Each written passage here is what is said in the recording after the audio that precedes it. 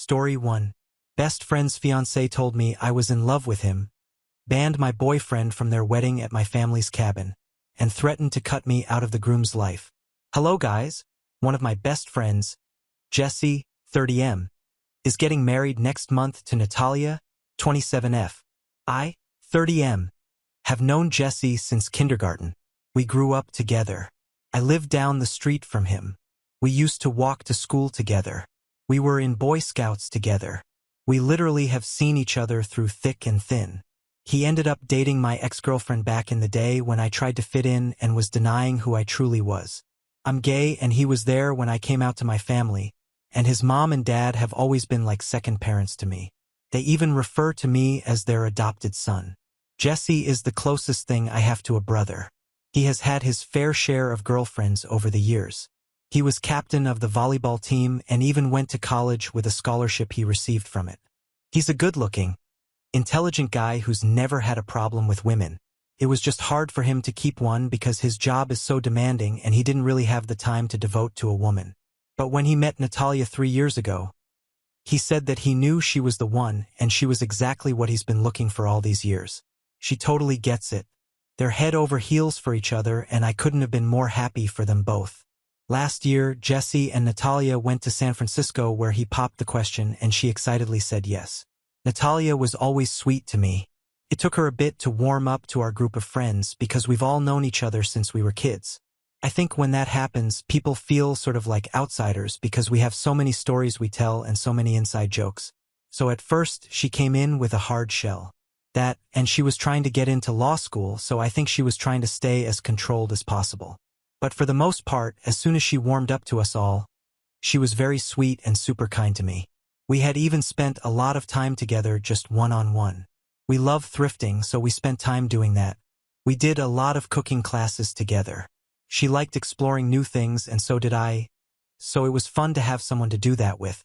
But as soon as they got engaged, Natalia's attitude towards me drastically changed. I mean, a complete 180. She was distant towards me. She wouldn't look at me. She'd ignore me at times, avoid me, and she would hardly speak to me, which was super weird and totally out of the ordinary. At first, I thought maybe I had done something wrong or said something to her that maybe offended her, so for the longest time I tried to think back to see what I could have done. Finally, I kind of asked Jesse if Natalia was okay since she's been acting super odd towards me, and he denied anything was wrong and said he hadn't heard anything. Then I asked my BF if I should confront Natalia about it, and he told me that I should. And he said maybe it's because I put forward the opportunity to use my family's cabin as a wedding venue. So, a little context.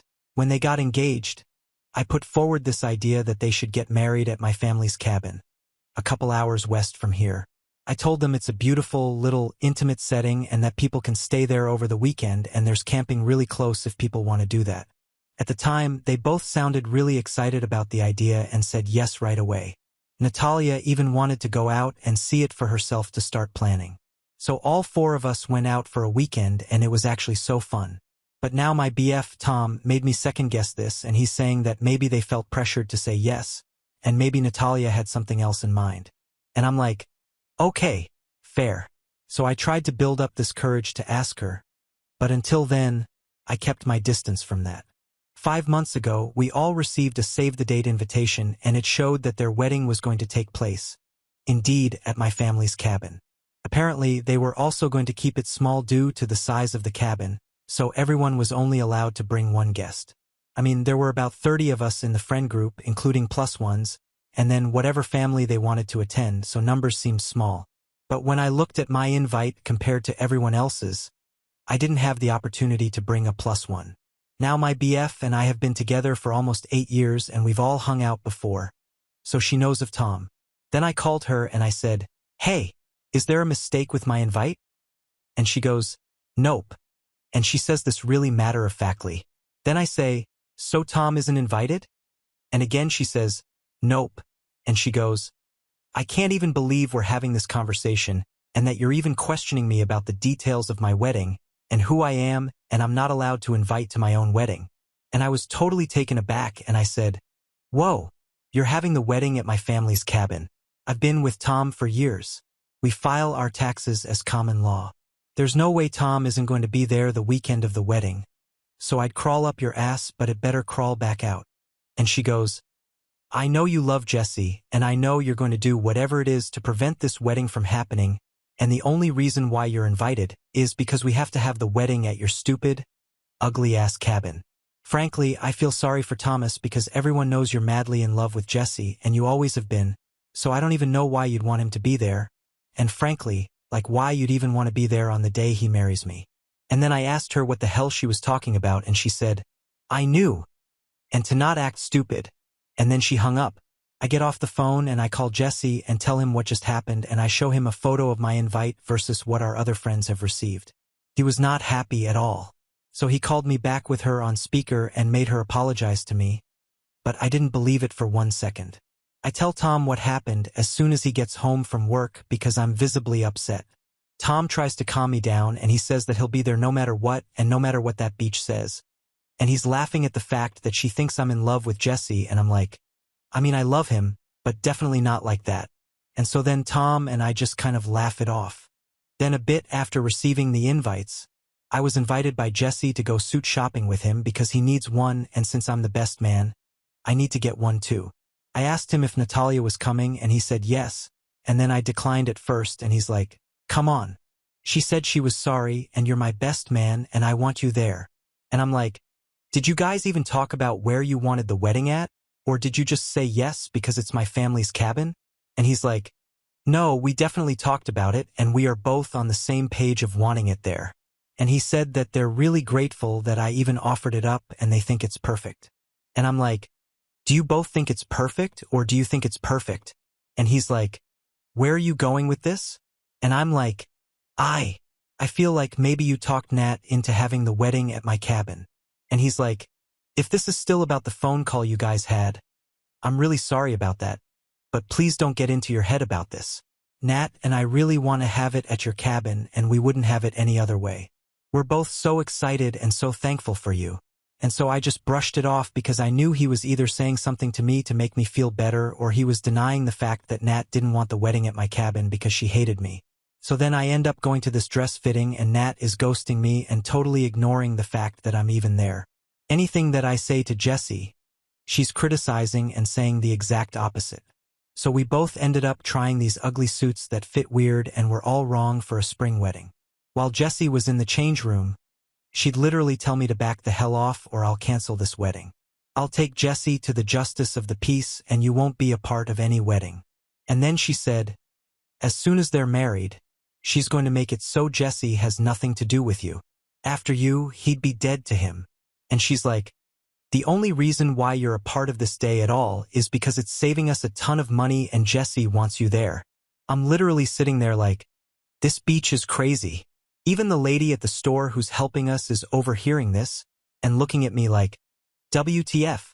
What Nat didn't know was that I was recording her the entire time and sending the recordings to Tom and he saved them all. I wanted to back pocket these in case I ever needed them.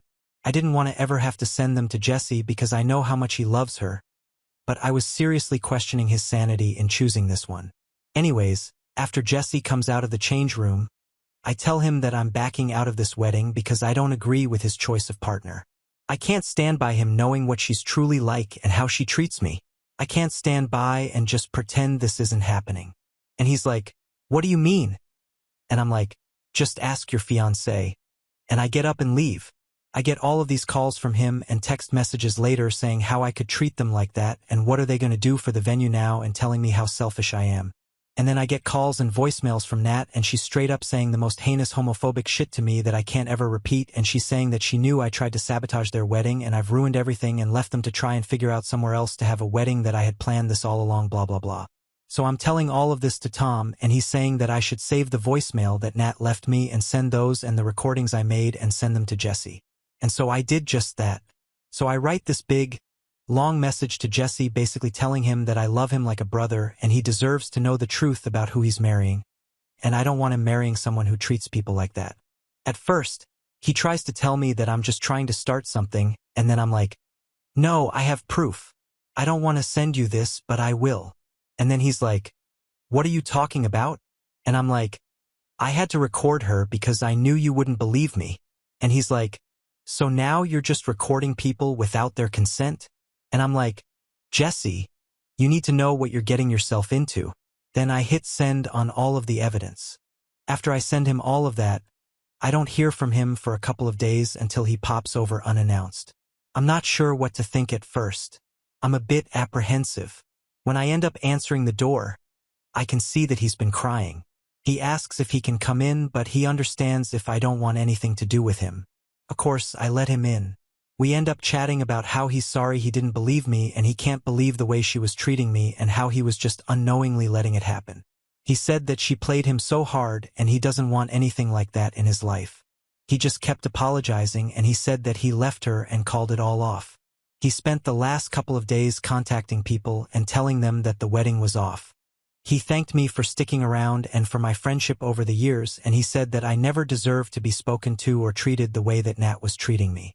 He thanked me for offering up my cabin and being so honest with him and stopping him from marrying such an evil person.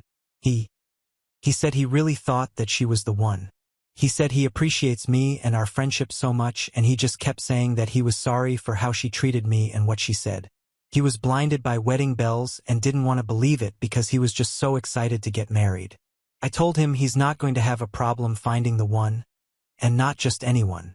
Then we both laughed at how obviously I love him, but I don't love him enough to be jealous of some crazy chick and break them up. He said that while he was there talking to me, she was moving out of their place. Her parents were so pissed off with him until he showed them what I sent him. They couldn't believe it. At this point, she's also trying to blast me on social media, but I've blocked her so I can't see it, and Tom doesn't have her on socials.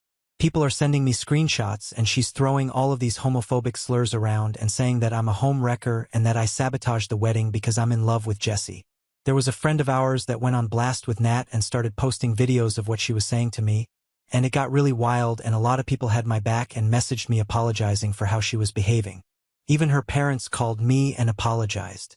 They said they had originally funded her schooling for law school but took that back and wanted to give that to Tom and I to help fund a wedding if we wanted. And I said that was way too kind of them. But then Tom was like, you might as well. Nah, JK. But they insisted, and now we have a little something to help us have a day to celebrate us and start a new journey together. Tom and I weren't engaged at that time, but he recently popped the question and I said yes. I guess he was planning on something elaborate after Jesse's wedding. He didn't want to steal their thunder, but now that that's all over, he wanted to end it on a good note. Obviously, Jesse is my best man. We're doing something intimate at, you guessed it, my family's cabin, and our closest friends and family are invited. We're planning it for August, so turns out there will be a wedding after all. And even though Jesse is heartbroken and totally whiplashed by everything that happened, he's super happy for us. He hasn't heard from Nat. None of us have. But one thing's for sure. She ain't married and she ain't going to be a lawyer anytime soon. Now on to the next story. Story 2. I slept with my sister's husband by mistake, but it destroyed her marriage and our bonds forever. I, 29F, find myself in a complicated and difficult situation that has strained my relationship with my sister, 31F. I recently slept with her husband, and now she refuses to speak to me. However, I genuinely believe that I am not solely to blame for the fallout, and I need an impartial judgment on whether I am the a-hole in this scenario. Prior to the incident, I noticed some questionable behavior from my brother-in-law, 33M, towards me. Feeling concerned about my sister's well-being, I decided to address the issue with her. However, she dismissed my concerns, leaving me unsure of how to proceed. My sister works as a flight attendant and is gone more than she is at home. My brother-in-law recently lost his job and was feeling depressed. During one of her frequent absences from home, she asked me to keep her husband company. She trusted me and didn't believe the warnings that I gave her before about his behavior towards me. But I saw this as an opportunity to support their marriage and help them rebuild their connection. Unfortunately, as we spent more time together, our bond deepened, and we eventually crossed a line that should never have been crossed. We had both been drinking, and he was complaining to me about the troubles in their marriage and how he hasn't been with her for a while. He was crying, and I decided to comfort him. One thing led to another, and we did the unthinkable. I woke up realizing the nature of what I did and immediately realized the nature of what had happened. We both were so intoxicated that we stupidly ended up falling asleep. I awoke to my sister screaming and hitting the both of us, screaming, "How could you do this to me? We're sisters. I trusted you." She wouldn't even give me a chance to explain and kicked me out of the house. Now my sister refuses to speak to me. She has filed for divorce. Our parents are siding with her, saying that I violated every family moral. However, I believe that there are multiple factors at play here, and I am not the only one responsible for the breakdown of their marriage. While I acknowledge my mistake, I also question why my sister failed to address the issues in her relationship and why she left her husband in my care without setting clear boundaries. I do feel a sense of guilt and remorse for my actions, but I also recognize that my sister and her husband had their fair share of problems. It's unfair to place all the blame on me when there were underlying issues that existed long before our involvement. That being said, I understand my sister's anger and hurt. I am willing to accept responsibility for my actions and make amends, but I also believe that it is crucial for her to acknowledge her role in this situation. Rebuilding trust and repairing our relationship will require open and honest communication from both parties. In sharing my story, I hope for an unbiased judgment and guidance on how to navigate this difficult situation. Am I the a-hole for sleeping with my sister's husband? Edit. Screenshots of my last conversation with her before she blocked me are on my profile. Update 1. Okay guys, I get it. You guys have ripped me apart in the comments, and yeah, I admit I messed up. After deeply reflecting on my actions and seeking advice from others, I have come to realize the extent of the hurt and damage I caused to my sister. I genuinely regret my behavior and am now fully aware that I was in the wrong. There's no excuse for what I did, and I think I was trying to excuse my actions because the thought of it all was too painful. Last night, after reading the comments, I mustered up the courage to reach out and apologize to my sister. Unfortunately, despite my sincere efforts, she has not only refused to speak to me but has also blocked me from all forms of communication. The fact that my sister has taken such measures is deeply upsetting to me. I yearn for her forgiveness and genuinely want her back in my life. However, I understand that I cannot force her to reconcile or forgive me on my terms. I have sought advice from friends and family on how to navigate this situation, but it seems like the best course of action for now is to respect her boundaries and give her the space she clearly needs. I have continued to reflect on my actions and have sought therapy to address the underlying issues that led to my hurtful behavior. I found some online and plan on calling soon to get started up to help figure out the root of my behavior. I am committed to personal growth and becoming a better person, regardless of whether or not my sister chooses to reconnect with me, in which I will never give up trying. I also reached out to mutual friends and family members, hoping they might act as intermediaries or offer support in bridging the gap between us. However, I understand that they too must respect my sister's boundaries and not get involved in our personal dispute. My ex-brother-in-law has refused to pick up any of my phone calls through all of this. I heard from my mother that he told her I initiated the entire thing and got him drunk, then forced myself onto him, which is the furthest thing from the truth. I can't believe he'd throw me under the bus after I was there for him for so long. Yes, I really look like the fool. Huh? The pain of not being able to communicate with my sister is devastating, but I am determined to learn from my mistakes and make amends in any way possible.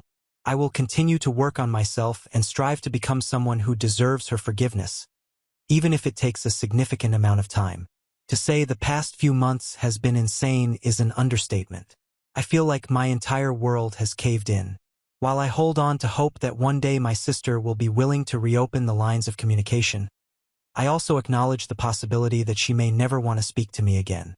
Regardless, I will continue to grow, learn, and reflect on my actions, knowing that healing and reconciliation are processes that cannot be rushed or forced. I hope my sister sees my remorse and my effort to grow. I will update if anything further happens. Comments where OP has replied. Comment 1. Your logic is their relationship was already failing, so your sister should take responsibility. Let me ask you a question using your own logic. Let's say your car is older and needs some work done. If I come up and steal your car, GTA style, and I total it, would you be at fault for the crash because the car was already failing? Or would it be me because I'm the one that took it and couldn't control the car and crashed? See how dumb that sounds? If it was failing, then your job was to help your sister get through this and guide her towards counseling or a divorce.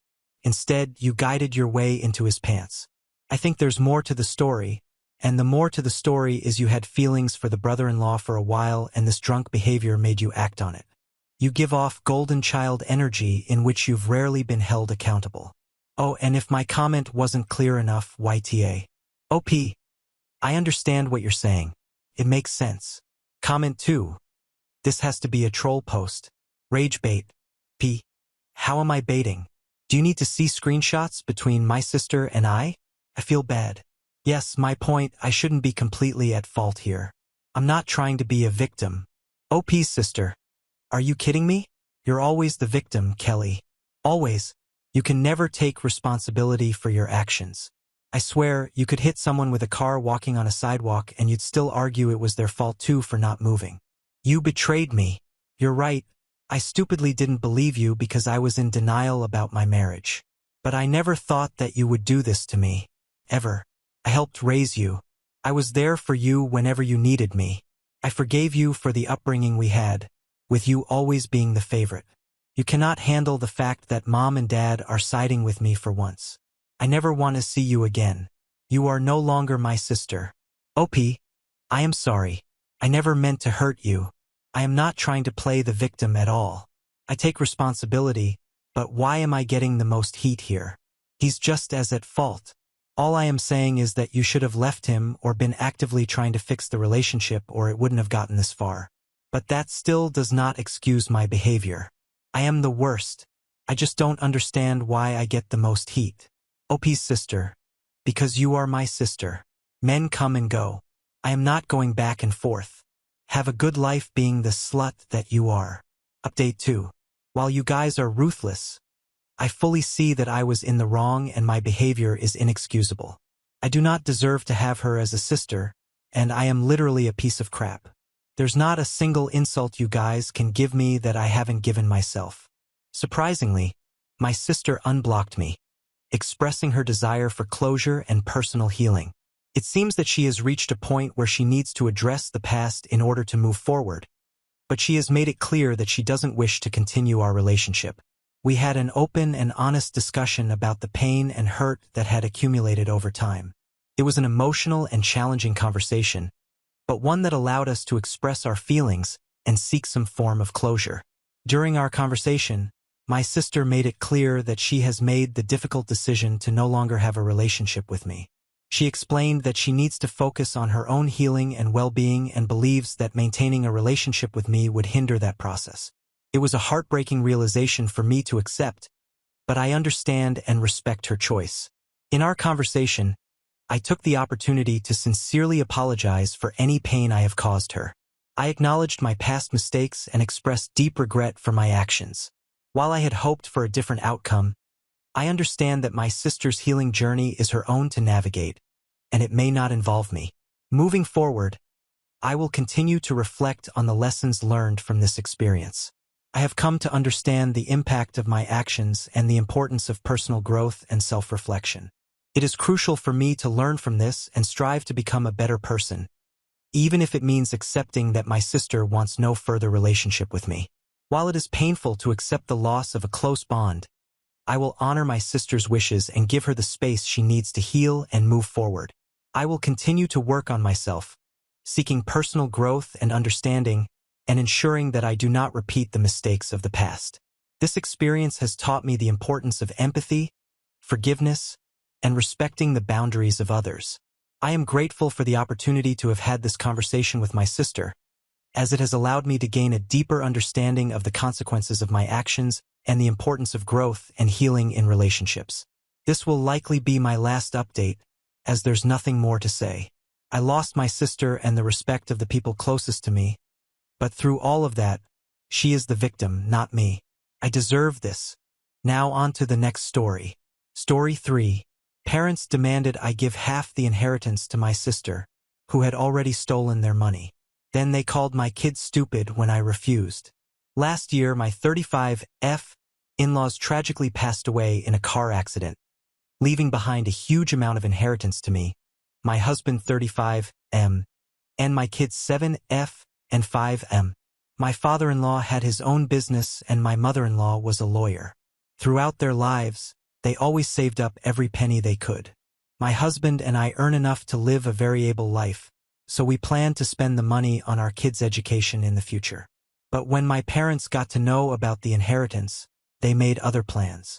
My parents got to know about the inheritance at my in-laws' funeral, and they approached me right after all the guests left. They demanded I share the inheritance and split it in half with my sister, Maya 37F. According to them, she deserved a break after her terrible divorce, but she could not pay for it herself because she did not have a job. So as her sister, I should pay for her vacation. Growing up, Maya was always the golden child. She was always a straight-A student, always participating and winning every competition, and she had like a million friends. I, on the other hand, barely ever participated in anything. I always kept to myself, but I was also a straight-A student, even though I never really cared about any of this. One thing that made me a little sad was the fact that our parents always preferred her over me. Before Maya, my mother had 3 miscarriages and she was told by the doctors that she might not be able to carry her own kids, but eventually she got pregnant again and she gave birth to Maya. She became the miracle baby who finally made them parents. By the time I came along, they did not care that much anymore. They already had their perfect daughter. I spent a lot of my childhood comparing myself to her and trying to be like her. I thought maybe my parents would like me better if I was more like her, but they never did. Whenever I scored the highest in class, they would just say something like, "Oh, good job." But whenever Maya even received a participation certificate, they would frame it and keep it on display around the house. Eventually, I just realized I would never be good enough for them, so I kind of accepted it and moved on, and I started focusing more on myself. Maya graduated from school and she did amazing. She was the valedictorian and everyone was very happy for her. And obviously she got into an amazing Ivy League college, graduated from there, and started a business with her boyfriend using our parents' money. The moment she started making some money, she moved in with her boyfriend and completely cut off our parents. We did not know where she lived or worked. We did not have any contact with her and we did not even know who her boyfriend was. This completely broke my parents' hearts. Both were in complete shock. They never thought their golden miracle child would ever just abandon them and leave. They were in complete denial for the longest time. Then they just acted as if nothing had ever happened and everything was perfectly fine. 2 years after this, Maya returned and our parents were overjoyed that their daughter was back. But that was only momentary. A few days after her return, she sat down with our parents and asked them to lend her some money for her business. She promised she would pay them back and they gave her way more than she asked for. Everyone was happy, but then the next day Maya was gone again. Over the years we heard stuff about Maya, but she never reached out to us, never called, never even sent a postcard. But last year, after 15 years of no contact whatsoever, she showed up unannounced to our parents' house. They were shocked to see her, but they let her in and she told them about whatever happened in all those years. She got married to her boyfriend and the business was going really well. At first they were making a lot of money, but eventually the business failed for whatever reasons, and both she and her husband were jobless and they grew distant over time. Apparently he started spending his nights at bars with his friends and she was always left alone at the house, and she ended up cheating on her husband with one of his friends, which resulted in a nasty divorce and a lot of drama. She came back because she did not have any money or a job or a place to crash, and she was hoping she could move in with our parents again. Without giving it a second thought, they let her move back in after she had been gone for 15 years, and honestly, I was not even surprised. Then at my in-laws' funeral, they asked me to give her half of our inheritance because she deserved a break after her divorce and she could not pay for her vacation because she was broke and had no source of income. I laughed at their faces and I refused to give her anything. I let them know that the money we received was completely for our kids and if they have a problem with that, then it is just too bad. My mother screamed at me and said things like I owe them this because they raised me and they looked after me all my life, and if I did not give Maya the money, they would completely cut me and my family off. And so they did. I do not care that they cut me off, but I genuinely feel very bad for my kids because they love their grandparents, but there was really nothing that could be done. Around 6 months after this incident, I received a phone call from my mother, and I figured that she was calling about my sister, so I did not bother to pick up the call. The next day I received a call from my father, which was extremely confusing because he has almost never called me unless it was an emergency. So I picked up the call, and without wasting a second, he went on talking about how Maya got a new boyfriend and she took a lot of money from them, left their house, and cut off all contacts with them again. He said she had been gone for 2 months now and that he and mother wanted to meet me for lunch to apologize for cutting me off. He tried to convince me to let them back in my family's lives, but I had absolutely no interest in any of this.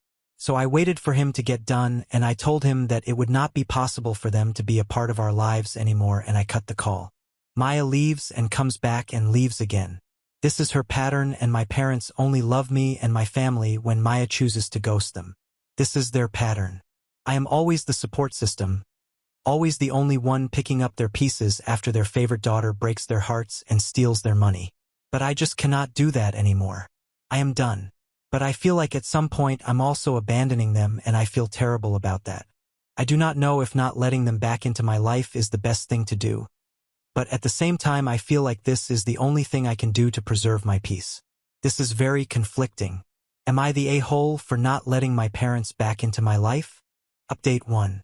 Hey, so it has been a month since my father reached out to me, trying to convince me to let them back in our lives, and even though I was clear to my parents about not wanting them back in my life, they have been desperately trying to get in touch with me, but I have been ignoring their calls and messages.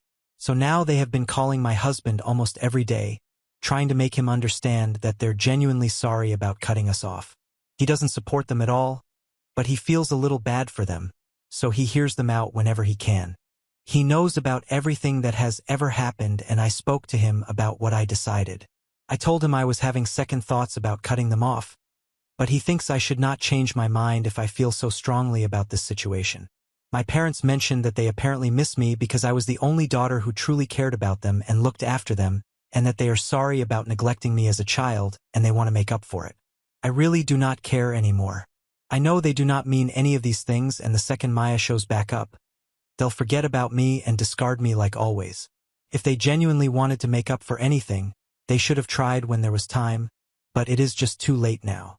I want nothing to do with them anymore. My kids have been a little upset about not seeing their grandparents, but I think they can understand that something went wrong between us. I would not mind if my kids eventually want to have a relationship with their grandparents, but as of now, I prefer having no contact with them. I need this time to process everything and decide what to do next. Update 2. Hi, it has been almost 4 months since my parents reached out to me trying to convince me to let them back into our lives. And it has been a while since my husband stopped picking up my parents' calls, but they never stopped trying. Every time they call, my kids ask me why we do not go to meet Grandma and Grandpa anymore, and I never really know what to say to them. I finally broke down and picked up my mother's call the other day. I heard her crying over the phone. She somehow managed to catch her breath and told me how much she misses me and my kids. I kind of felt bad for her after hearing her crying voice. I agreed to meet her and my father over lunch at a nearby restaurant. I met them the next day, and they were almost too sweet. They had never been this sweet or friendly with me.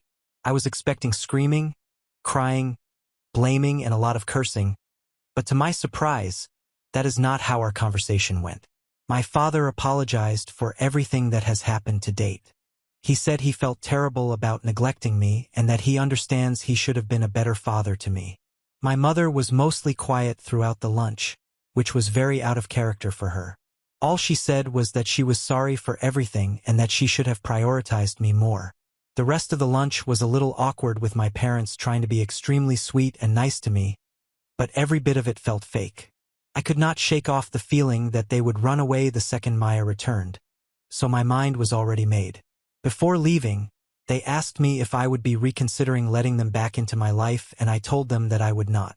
They did not say anything else and left.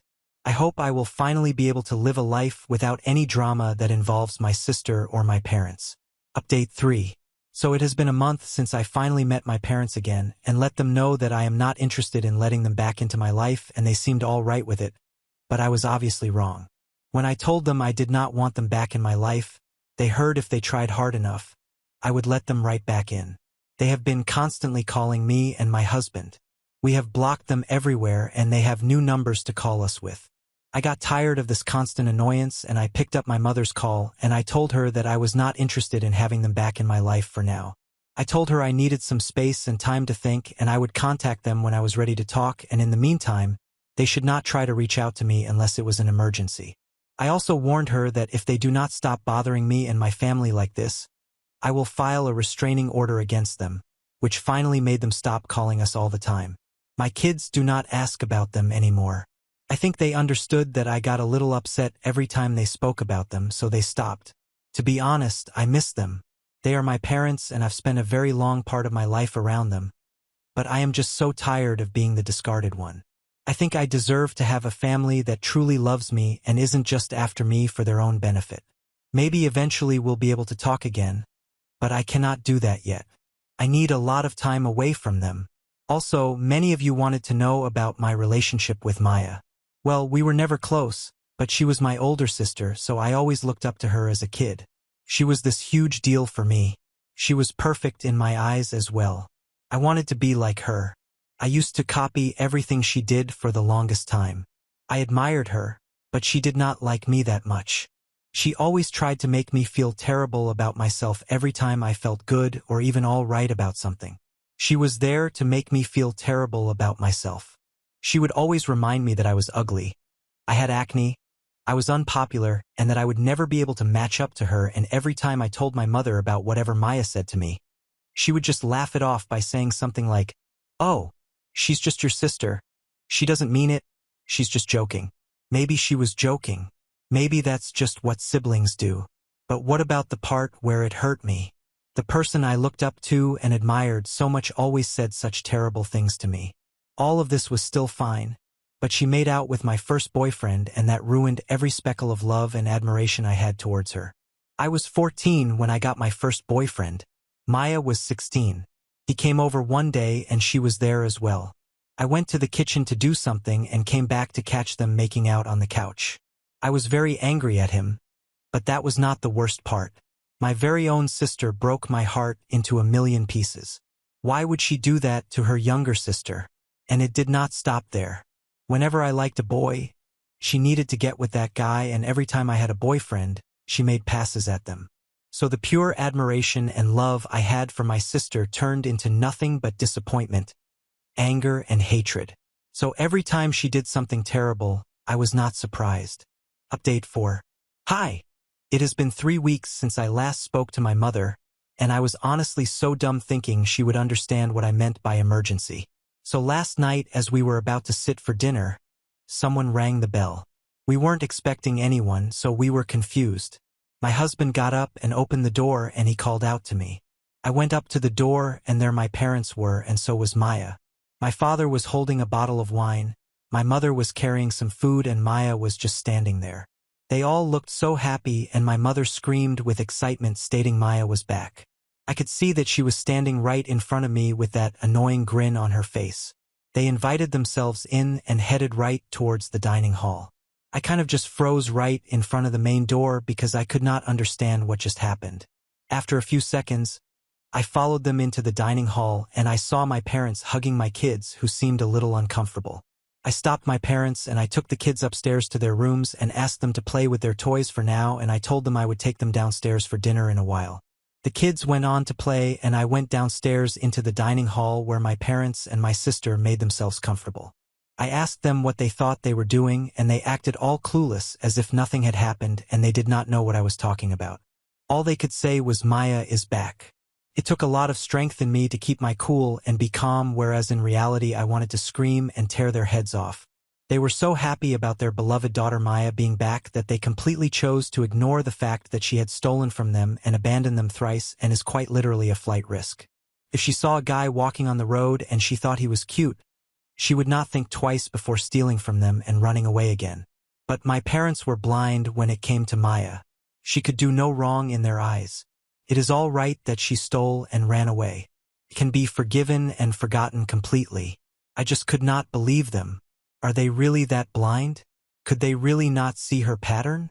Anyway, they went on talking about how their darling daughter Maya was in a very serious relationship with this married man who promised he would marry her and give her everything she wanted.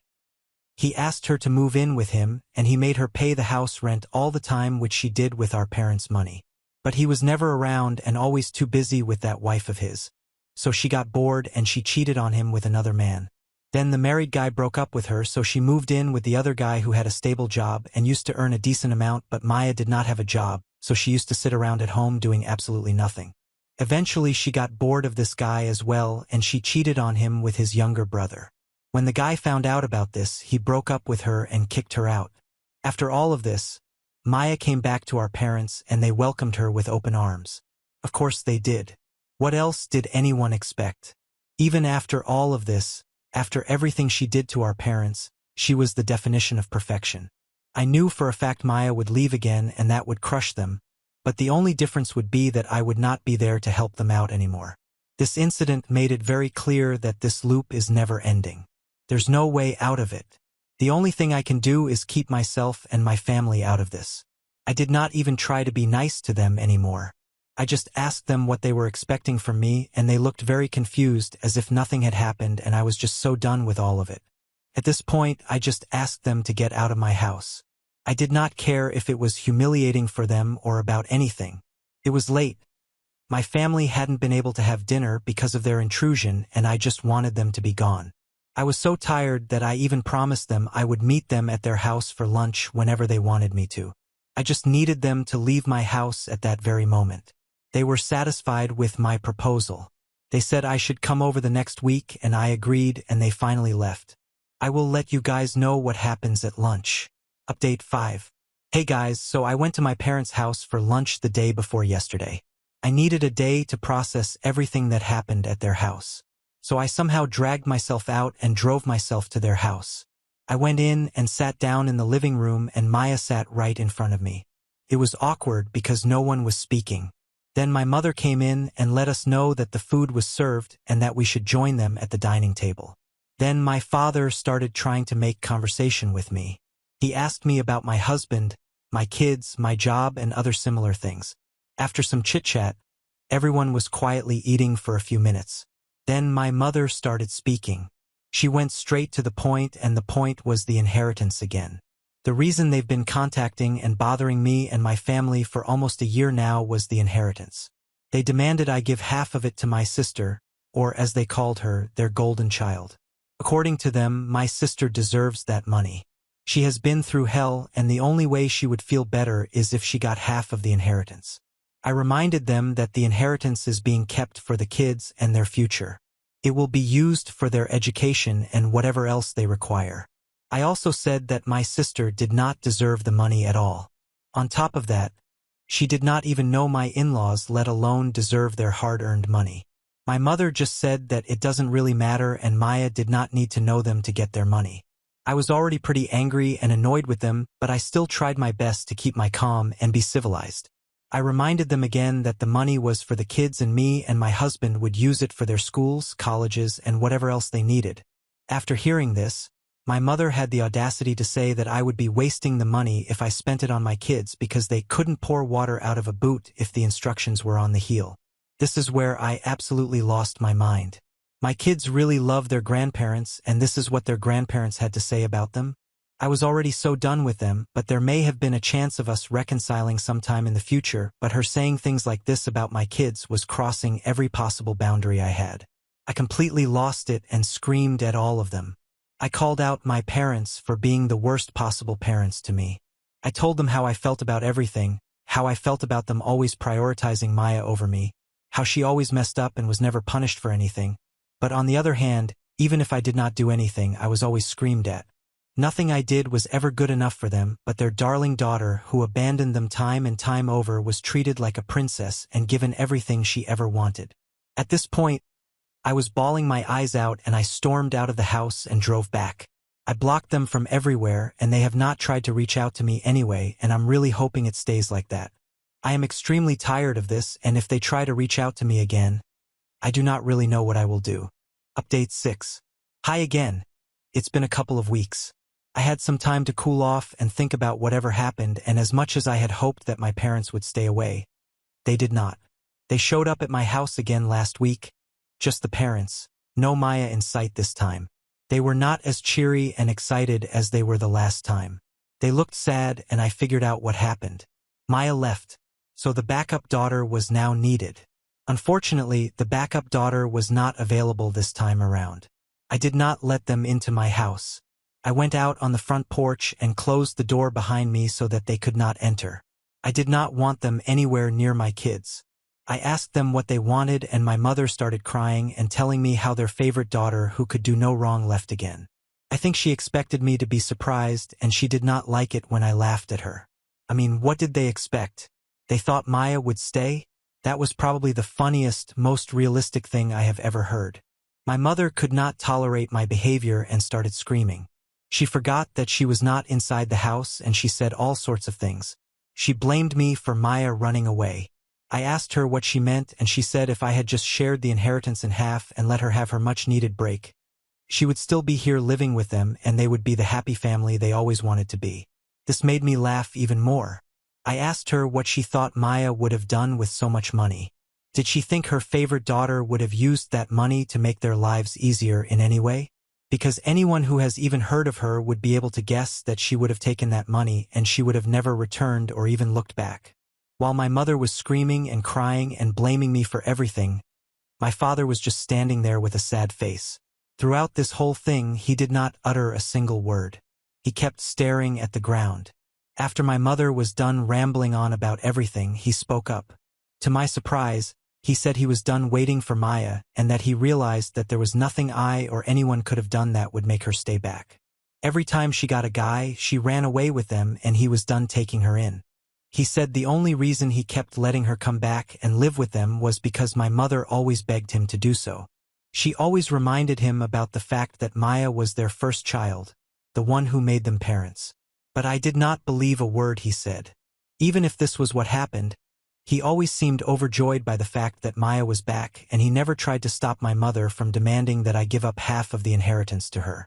I told him I didn't believe him, and he looked disappointed by that. After everything that has gone down, how am I supposed to believe any of these things? They don't make any sense. If he was so against it, he could have spoken up about it. He could have stood up for me. He could have been a good father to me, but he was not. Even after all of this, they asked to see the kids once before they left, and there was no way I would let them meet the kids again, especially after what they said. I politely asked them to leave, and I let them know that I would be filing a restraining order against them.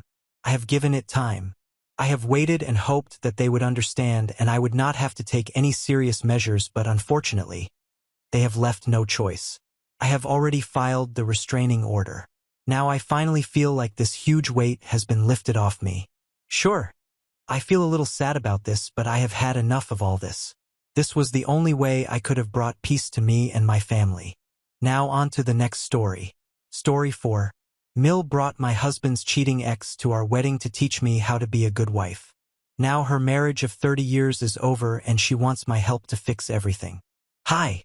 So I got married a couple of days ago, but unfortunately, my crazy mother-in-law decided to try and ruin stuff for us by bringing along my husband's ex.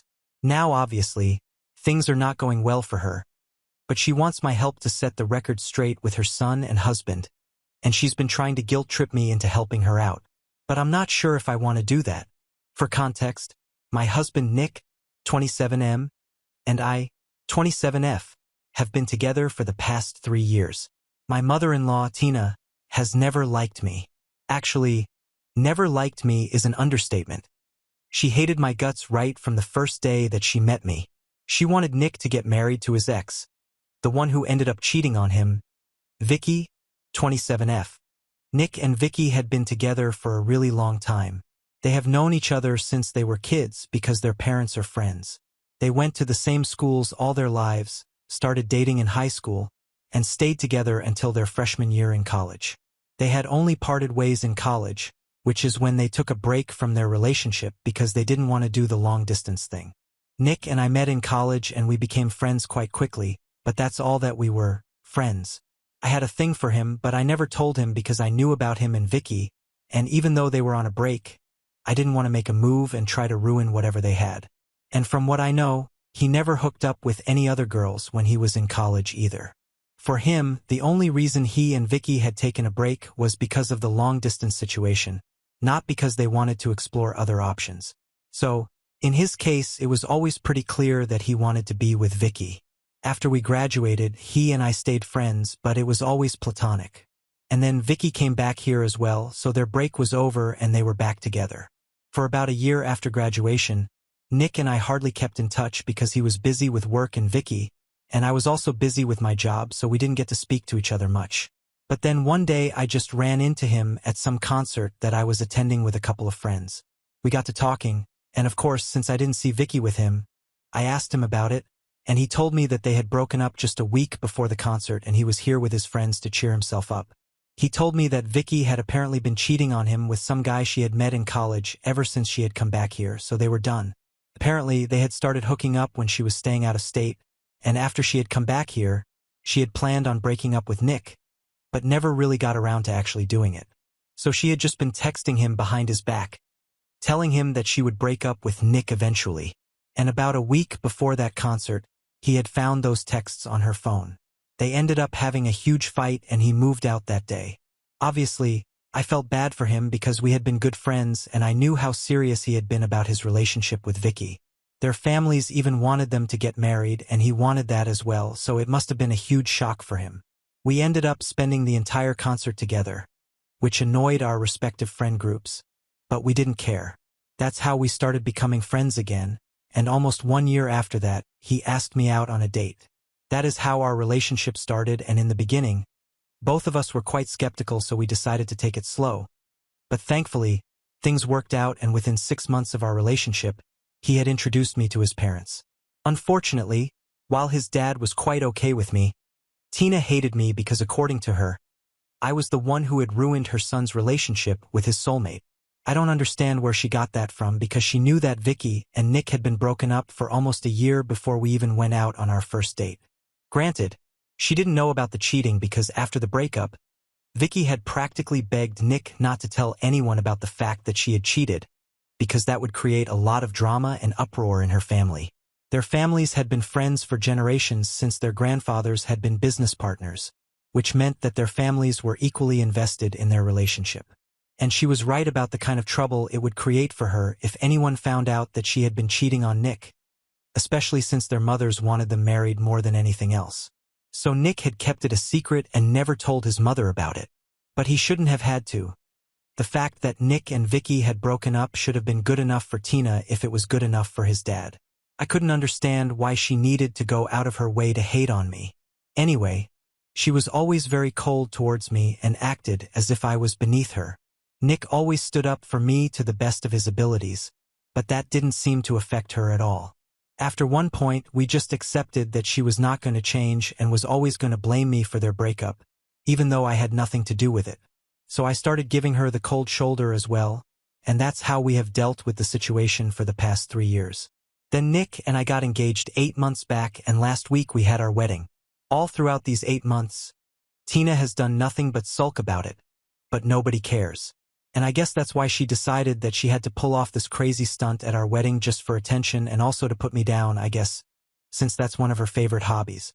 Anyway, on the day of the wedding, during the reception, Tina walked up to us and told us that she had a very special surprise for both of us, and then she went out and came back holding hands with Vicky. All of us were shocked because obviously, Vicky hadn't been invited to the wedding, and a lot of people knew who she was, so everyone looked surprised as well when she walked in with Tina. I was literally frozen in place because I hadn't been expecting this, and I could see that Nick was also very upset. As soon as they were close enough to be out of earshot for everyone else, Nick asked his mom what she was playing at, and Tina very casually told him that she had just invited Vicky, so I could learn what an ideal wife should be like. The only problem was that Tina had said it at the top of her voice so that everyone standing around us heard about it. From her face, I could see that Vicky was also pretty impressed with herself and she was enjoying this whole thing thoroughly. And that's when Nick completely lost it. He started screaming at his mother and he told her that the reason she had been dumped was because she was a cheater, so if her idea of an ideal wife meant a liar and a cheater, then by all means Vicky was more than perfect. Obviously, Tina had no idea about any of that, so she was quite surprised and she started fumbling with her words after that. But Nick didn't care. He just grabbed her by the arm and started walking her outside. He was furious and there was no stopping him, so nobody even tried. Vicky also left without a word, and then after about 15 minutes, Nick was back with me. My father-in-law was equally upset, and both of them apologized to all the guests for the drama, but thankfully nobody seemed to mind. They knew that this was not our fault, so we just resumed the celebrations and treated that little incident with Tina and Vicky as just a tiny little blip on an otherwise perfect wedding day. Later on, I even tried to bring it up with Nick, but he told me that we didn't have to discuss it because he had decided that he was going to cut his mother out of his life permanently. He had already put up with a lot of her nonsense because he didn't want to create unnecessary drama with her, since that would also inevitably affect his relationship with his father because his parents stay under the same roof and it would be really weird and awkward for him to visit his dad while fighting with his mom. That's why we had avoided any sort of confrontation for so long. But after this, he couldn't tolerate his mother's behavior and let her constantly disrespect me. We planned on speaking to his father the next day and letting him know that we would be reducing our visits significantly because now that we were planning on cutting Tina out of our lives, it would be difficult for us to come to see him as well. It would be difficult, but we had to make that decision for our own good. However, the next morning when we called him to inform him of our decision, he told us that we didn't have to worry about that and we could visit him as freely as we wanted to because he had decided to ask Tina to vacate the house. He said that he knew for a fact that the biggest reason we hadn't cut her out of our lives already was because they stayed together and it would get awkward for us, but after the way she had embarrassed everyone at our wedding, he couldn't let this go on anymore. He had to take a stand for himself, his son, and even his daughter-in-law, and he was doing this by asking his wife to leave. We were shocked that this was happening because they had been married for more than 3 decades and he obviously loved his wife. That's why he had put up with this kind of behavior for a really long time now. But he said that even though he loved her, it couldn't excuse everything that she did, and at some point, he had to think about what was right and wrong instead of just constantly letting everything go. He said that he was not going to file for a divorce, but they were definitely going to be living separately from now onwards, at least until she apologized to all of us. So we were really glad that he had decided to make this decision, and for those 2 days, everything was fine. But then on the 3rd day after our wedding, my mother-in-law reached out to me through a burner phone. Since I had blocked her, she couldn't contact me earlier and it took her to find a way to do so. She texted me saying that she was sorry about everything that had happened so far, and that she had just misunderstood the situation, which is why she had been so horrible to me. Now that a lot of things about Vicky have finally come to light, she has a very different opinion on the situation and she just needs one more chance from everyone, and for that, she needs my help because she needs me to forgive her and convince everyone to give her another chance. I don't understand why she expects me to do that. So at first, I just blocked the number that she had contacted me from and pretended like nothing had happened, but then I guess she got her friends to text me, and since then, she's been trying to get me to help her out. She keeps using their phones to get in touch with me and has been telling me that because of what happened at the wedding, not only is my husband not speaking to her, even her own husband has kicked her out of the house and she can't just let go of 30 years of marriage like that. She told me that she really and genuinely is sorry about everything, but it's not like she can take anything back. She can count on me to forgive her and be the bigger person. She has also explained the whole thing to Vicky. She said that after Vicky had come back from college, she had noticed that things were kind of off between her and Nick, but she had assumed that it must have been Nick's fault and not hers because whenever he would go back home for the holidays while he was in college, he would talk a lot about his friends, particularly about me. And then when he brought me home to meet his parents and introduced me as his girlfriend just a year after he had broken up with Vicky, she just assumed that I was the reason he and Vicky had broken up. Obviously back then she had no idea that Vicky was the one who had cheated and I had only been friends with her son. Nothing more. But in her head, she had convinced herself that I was the reason things with Vicky hadn't worked out for Nick, and that's why she started hating me because their breakup had come as a huge shock to both families. Their parents were so disappointed that now they're not even on good terms anymore. So eventually, she started blaming me for all of that, and that's why she was so horrible to me. I knew all these things already. She was just finally acknowledging it all herself. Unfortunately, instead of making it better, it made me even more upset because even if I assumed for a second that she was correct about everything, that I was the reason Vicky and Nick had broken up and Vicky had never cheated, it would still not make sense for her to hate me. Her son would be an equal part of the situation, and yet instead of blaming him, she was getting mad at me over some situation she had made up for herself and convinced herself that it was real. The truth was that she just needed an excuse to hate me. Anyway, This is why I haven't been responding to her for the past couple of days. I had spoken to my husband about it as well, and Nick said that I could do whatever I wanted to. I was under no pressure to make sure that she was reunited with her family. That was her own responsibility, and after all, she had been the one to ruin all her relationships so far. She could handle this on her own. Even the expectation that I'm going to help her out after everything that she has done. It's ridiculous. At least that's what Nick had to say about this. But my parents don't agree. I spoke to them about it 2 days ago, and they were visibly uncomfortable, so I told them to go ahead and tell me whatever they wanted to say. They ended up saying that they didn't think that it was entirely my mother-in-law's fault, since Tina was apparently just acting out of emotions only because she didn't know the whole truth. Obviously, I immediately got mad at them, but then they made me calm down, and then they asked me to think about it from her perspective as well. They made it very clear that they were not trying to justify anything that she did. It was obviously still really wrong. But she's from a different generation, and she's a very different person, so naturally, she dealt with things in a way that Nick and I probably wouldn't have.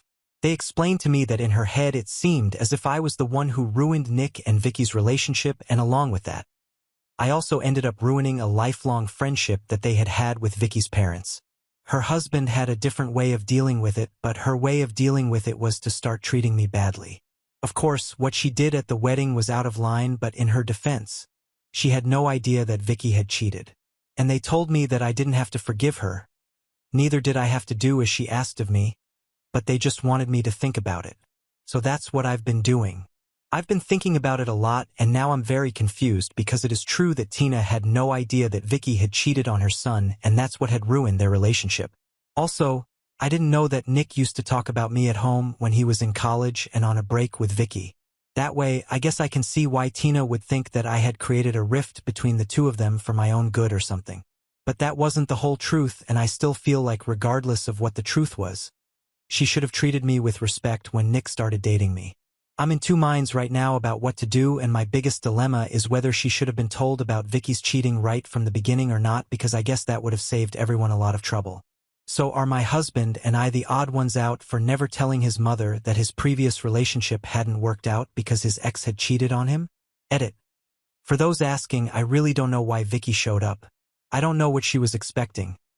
If she had actually believed that she was going to get away with this, she was obviously mistaken.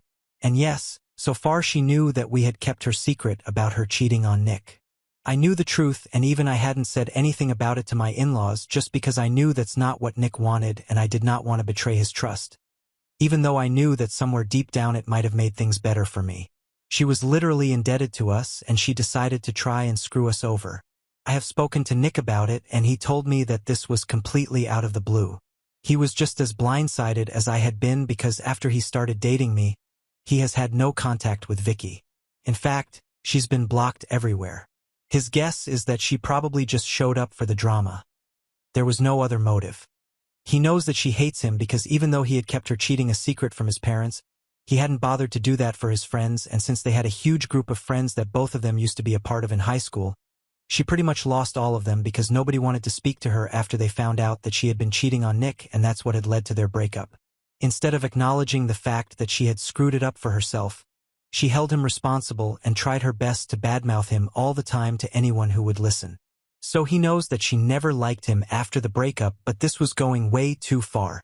We don't know if her parents have found out the real reason why Vicky and Nick ended up ending the relationship yet. Even though he had made the announcement at the wedding that she was the one who had cheated on him, her parents had not been invited to the wedding because, like I said, after the breakup, both the families had been pretty shocked about it and had sort of just drifted apart, so naturally they had not been invited. But other common family friends had been present, so they might as well have passed on that information. Anyway, that's really none of our business. That's for Vicky to deal with, I guess. She thought that since her parents were not invited, she was going to get away scot-free, but I really hope that her parents get to find out, and even though it's been years, I really hope that she faces some consequences at least. Update 1. Thanks for the comments, guys. So I have spoken to Nick about whatever I was thinking. I told him that even though he had advised me against it, I couldn't help but feel guilty. The best way that I thought that I could deal with this was just by talking to him, because that's what I usually do whenever I have a problem. I told him that I honestly believe that things might have turned out if we had been upfront with his mother right from the beginning, and told her why exactly Nick and Vicky had broken up. That Vicky had cheated on him, and then maybe her feelings would have been different from the beginning itself. I even showed him her messages, which I hadn't done earlier because I didn't want to make a big deal out of it, and I knew that he was hurting after cutting Tina out of his life, so I didn't want to add salt to the wound. We discussed things for a while, and he told me that while everything that I was saying was valid, and even the fact that I was feeling guilty about this was valid, he still did not believe that we owed her anything, not even the truth. He said that it should have been enough for her when he told her that he had broken up with Vicky and he was done with her. Whatever the reasons were, that was really none of her business. It was her problem that she was so invested in his relationship that she couldn't accept it when it was finally over. That was her problem to deal with. She was the one who had to work on that, but she didn't. She just let it fester and worsen to the point where she ended up pulling off something so insane at our wedding just to ruin it. And he said the same thing that I had been thinking about as well, that even if Vicky hadn't cheated on him and they had just broken up for some other reason, it still wouldn't have been any of her business. She still shouldn't have given me such a hard time and tried to humiliate me publicly like that. There was just no excuse for it, and she was honestly just trying to manipulate me. And he also told me that he respected whatever my parents were trying to do because they were good people and they probably had my best interests at heart, but then again, they are from a different generation and I don't have to live by what they say. And I completely agree with that. So speaking to him brought a lot of clarity, and I don't feel that confused about this situation anymore. Update 2. Hi, so a couple of days ago I had spoken to my husband about what I had been feeling, and after discussing everything I decided to block all the numbers that my mother-in-law had been trying to contact me from, and I also decided that if after this she still tries to get in touch with me, I'm going to keep blocking her and just ignoring her in general. I also made up my mind that I was going to speak to my parents about this because they were the ones who had tried to get me to empathize with her, and I really respected them, which is why I wanted to be upfront with them and talk to them about my feelings. It's been a couple of days since my last update, and this evening, I visited them. In the past few days, I had just been thinking about what to do regarding this situation with Tina, so I hadn't been in touch with them on a regular basis like I used to. Besides, I was feeling very awkward because I knew for a fact that if I tried to talk to them, they were going to bring up the situation with Tina and ask me what I intended to do about that, so I was kind of trying to avoid them a bit. But then there is no getting around it, and today when we got to talking after some small talk, they obviously asked me what I had decided to do with the situation regarding Tina, and I told them that I was not going to do anything. I did not owe her anything. She had messed all her relationships up on her own. I was not responsible for any of that. Plus, she had always treated me disrespectfully, so I was not going to be her doormat and try to fix her relationship with her family after all that. I told them that I really respected the fact that they had tried to get me to see her point of view as well, and I had tried, but honestly, I didn't feel that empathetic towards her, which is why I decided to stay away from her and the situation altogether. If my husband and his father wanted to speak to her and fix things with her, they could do so, but they would have to do it by themselves. I was not going to encourage or nudge them in any direction for Tina's sake, and I was quite firm about it. I thought that I would have to talk to them about my reasons as well and explain everything that I had spoken about in my last post, but thankfully they were quite respectful of my decision. My parents and I have always had a very open and healthy relationship, so they put their point across, and so did I. After I spoke to them about this, they told me that they do see my point, and that's where we ended it. Unlike a lot of people in the comments, my parents were obviously not trying to get me to apologize to her against my will just to maintain the peace of the family. Anyway, now that that's done, I can finally leave for my honeymoon in a couple of days without any of this weighing on me. Update 3. Hello. So it's been 5 weeks since my last post, and a couple of days ago, I finally returned from my honeymoon. While we were away, my husband and I made it very clear to everyone that we did not want to be a part of any sort of drama. We didn't mention any names to anybody in the family, but we were obviously referring to Tina, or even worse, Vicky. That message was mainly just for my parents and my father-in-law because they are the only people most likely to be contacted by these two, but my parents and my father-in-law also made sure that the rest of the family adhered to the instructions as well, and I'm really grateful for that because while we were gone, Tina stirred up quite a storm because she had realized that I had stopped responding, and she had no other way to contact her son or husband. She started showing up at my parents' house, and when they refused to entertain her, she started visiting everybody else in the family and started telling them that I was the reason her son and husband were not speaking to her anymore, and that she desperately needed them to help her out and make them see how I was tearing their family apart. She basically wanted everybody in the family to start trying to contact us so she would get an opportunity to speak to Nick. But the rest of the family was not stupid enough to fall for that, and everyone spoke up about it to my father-in-law. He got even more upset than he already was, and a couple of days later when we came back, he finally told us that he had spoken to a lawyer and was filing for a divorce because he was done with Tina once and for all.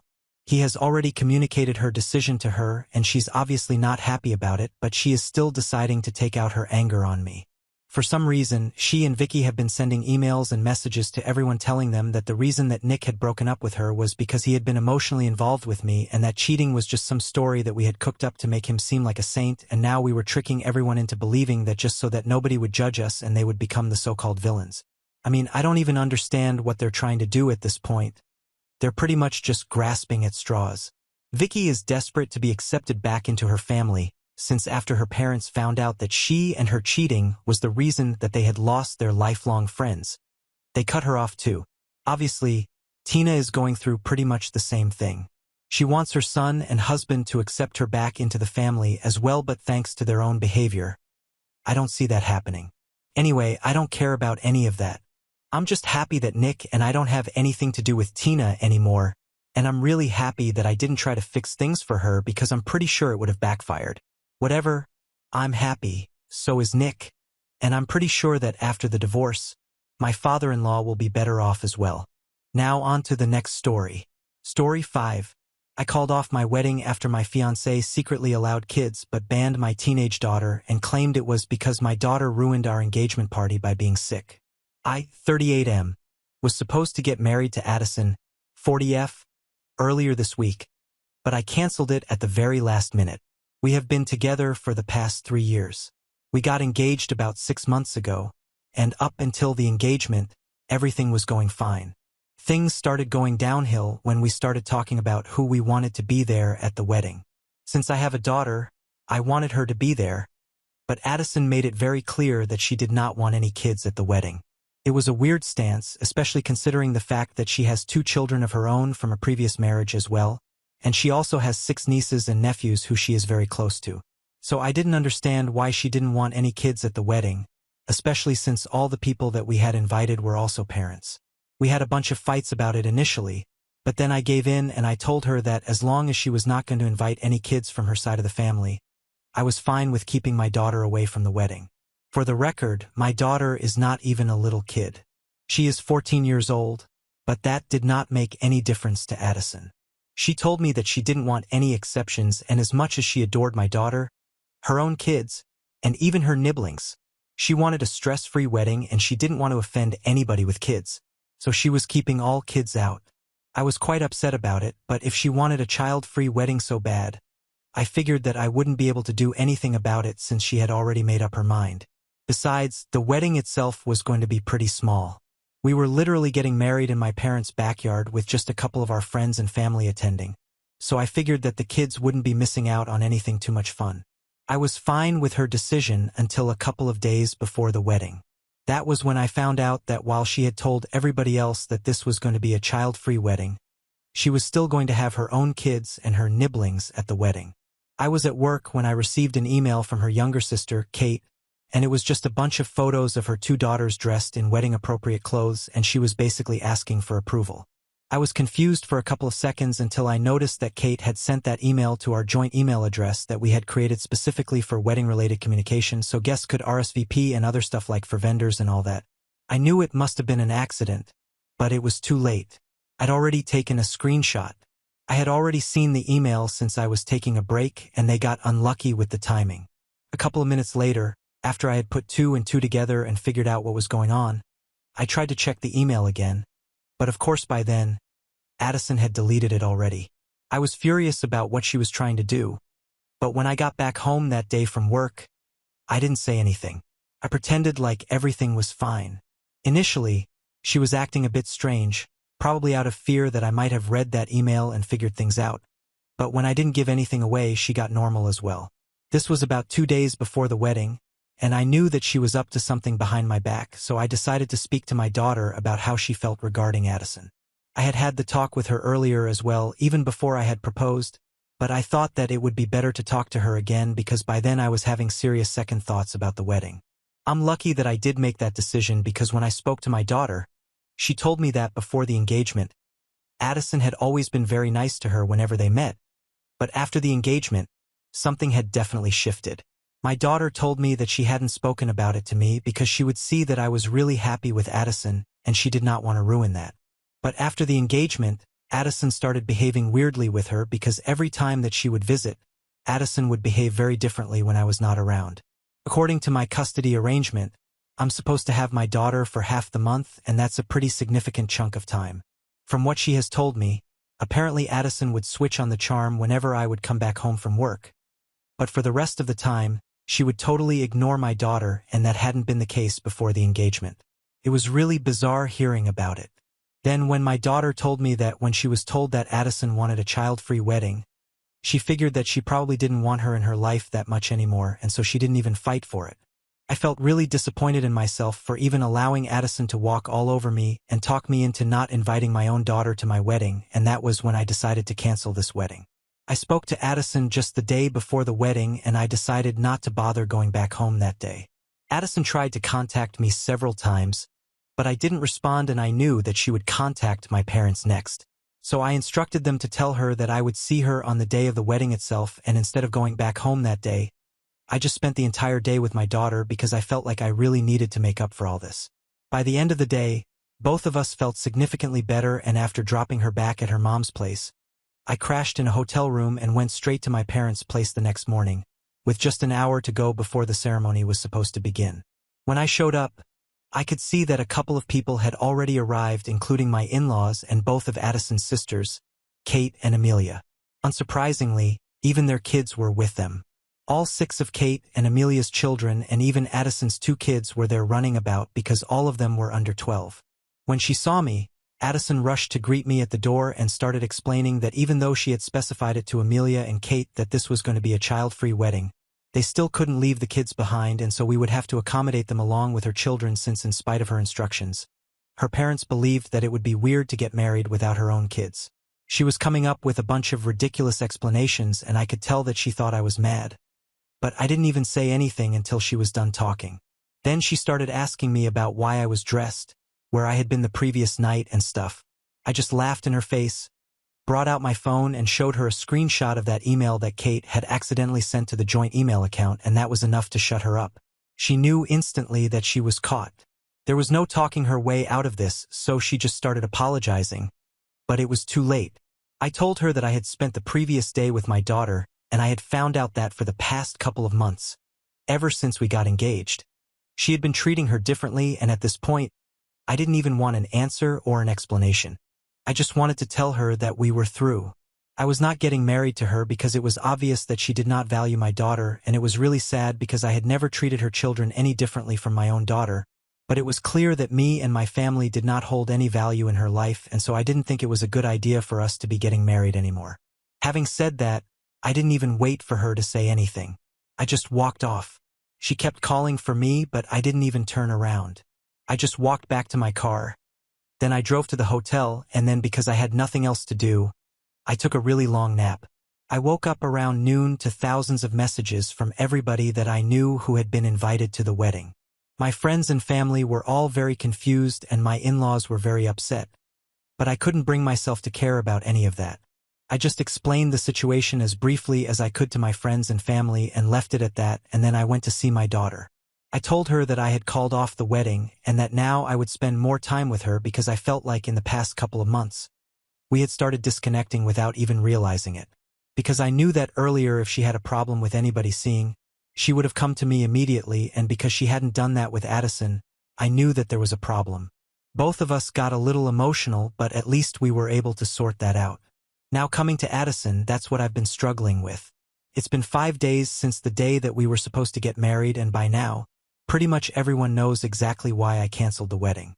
It's not just about her behavior with my daughter. It's also about the dishonesty, and I think that's a huge deal breaker in any relationship. I've been cheated on twice before this, and I know for a fact that it always starts with small lies. So for me, any form of dishonesty is something that I can't tolerate, and this was a pretty big lie that she told, and she expected to get away with it, and that's why I don't think that I did anything wrong by breaking off the wedding at the last moment.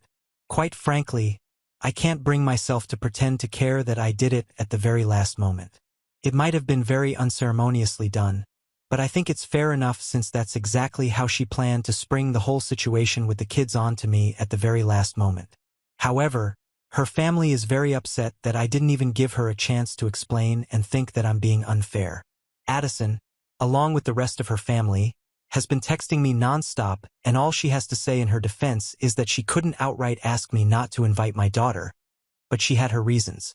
She finds it very insulting that, in spite of being with her for so many years, I didn't think that our relationship deserved at least a conversation before I just ended it like that. She hasn't mentioned the reasons. She told me that she's only going to talk to me about it in person, so I don't know how she could possibly explain not wanting to invite my daughter to our wedding because as far as I'm concerned, I don't think she's ever had any problems with my daughter and vice versa. But I feel like I should have at least spoken to her. Maybe I don't know why, but all of a sudden for the past couple of days, I've been feeling very guilty.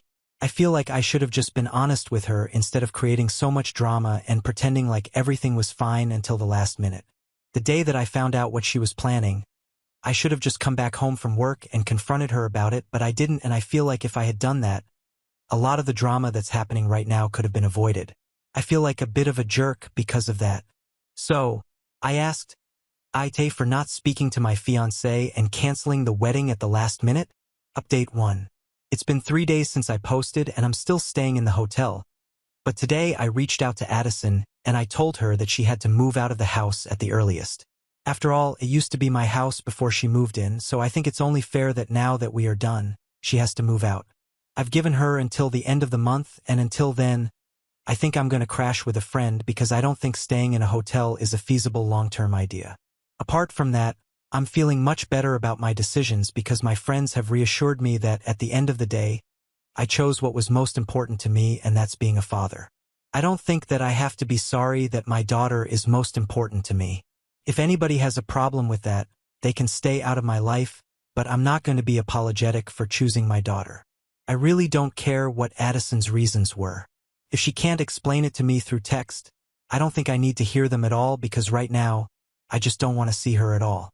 I've also blocked her parents and her sisters since they were clearly in on her plan the entire time and they didn't breathe a word of it to me.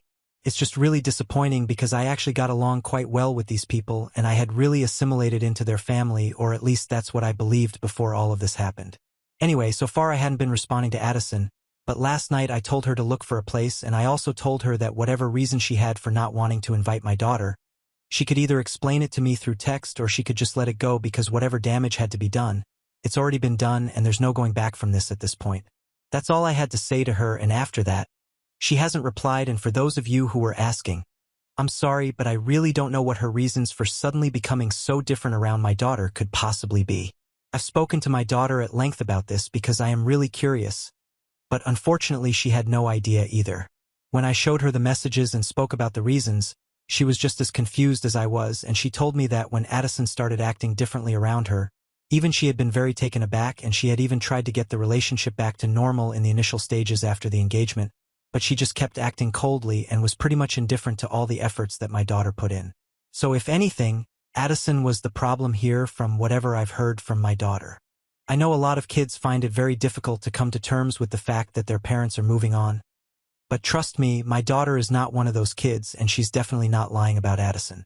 For starters, her mom and I never had been married. We had just been dating for 2 years when we had her, and we broke up when our daughter was just 3 years old, so she barely remembers us being together. On top of that, my ex has been married for the past 5 years as well.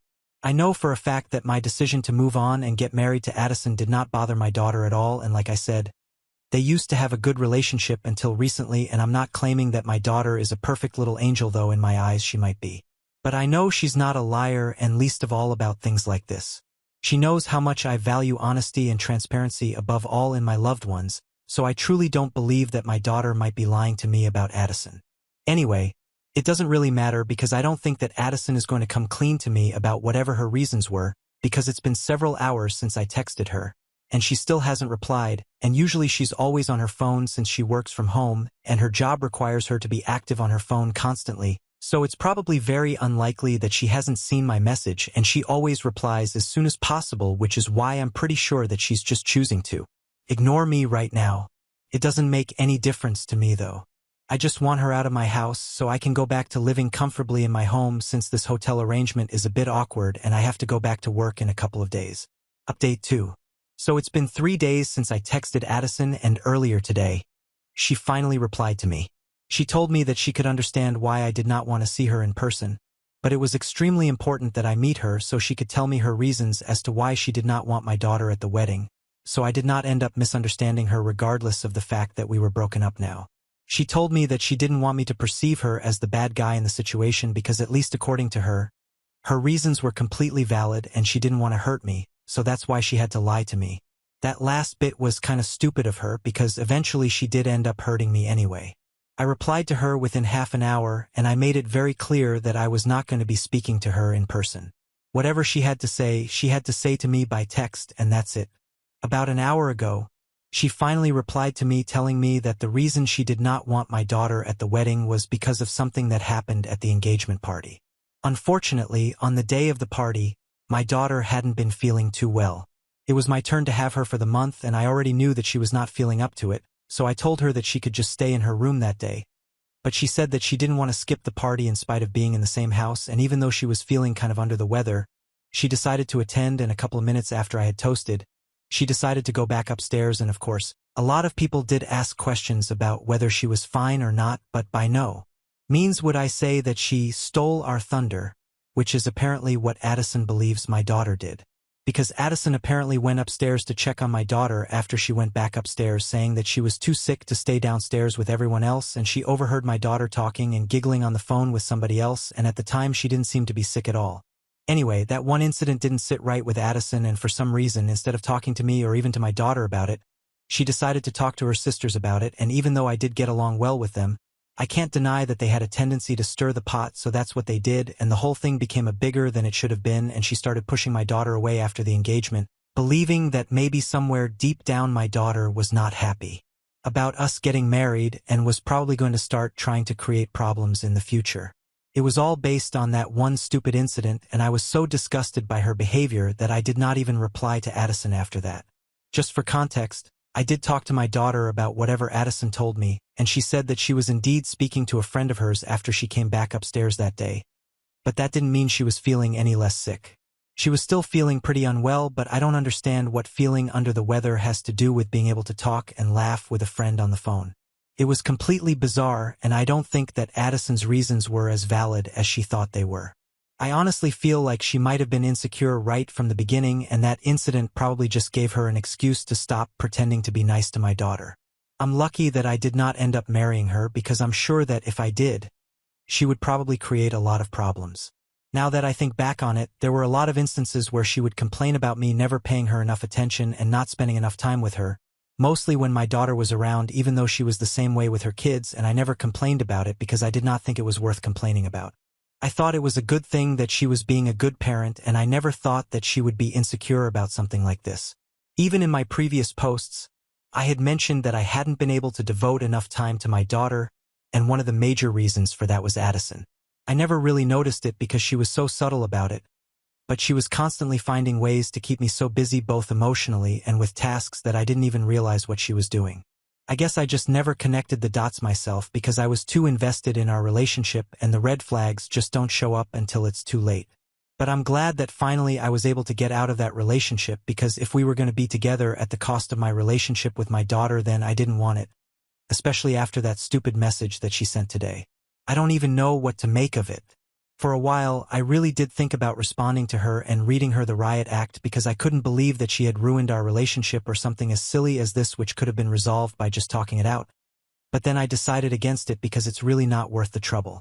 I would much rather just ignore her until it's time to finally see her again, and it's probably going to be pretty soon because I need to get back to work, and for that I need my work clothes, so I'm going to have to go back home to collect that. I just hope that she finds a place to stay soon, because even though I've spoken to a couple of my friends and all of them are more than willing to let me stay with them, quite frankly I just want to move back home and I really want her out now. Update 3. 2 days ago, I posted here, and earlier today, I went back home to collect my clothes and stuff. I've moved out of the hotel room. It was getting too expensive, and I was on my way to a friend's place, so I thought I would just stop by and collect everything that I need. I didn't reply to Addison after that message that she sent me, and I just blocked her, so I had no way of finding out whether she was home or not, but I just decided to take the risk, and I showed up in the afternoon, and unfortunately, she did happen to be home. She seemed very upset to see me, and I could tell that she really wanted to talk to me. But I just started hurrying through everything that I needed to do because I thought that the quicker I could finish this, the quicker I would get to leave.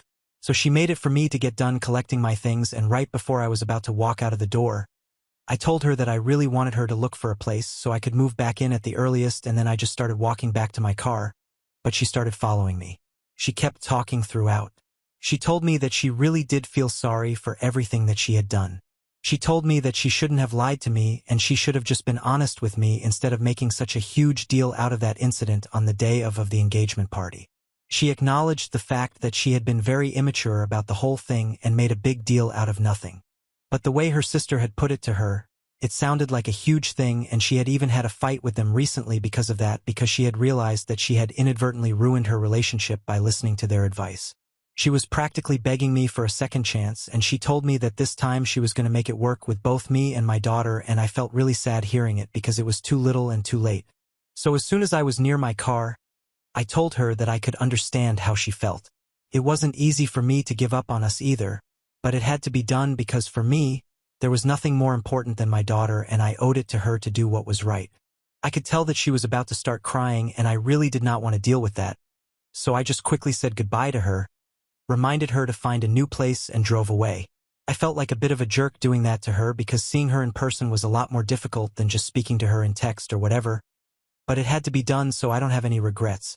Anyway, I'm crashing with a friend right now, and hopefully by the next couple weeks, Addison will have found another place and I can resume my normal life, or whatever normal is going to be from now onwards, because I'm pretty sure that this is going to take a long time to recover from.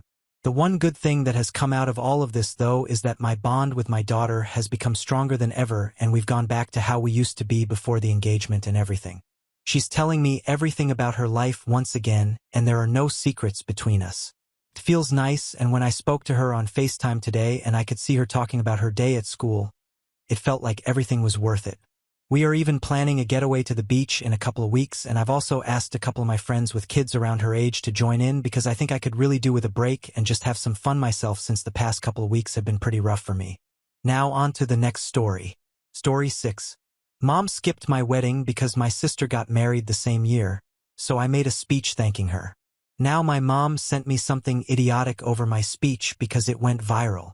So, as the title says, my mom, Charlotte, 57F, is refusing to attend my Delilah, 27F, wedding, and honestly, the reason is so ridiculous that I can barely believe it myself.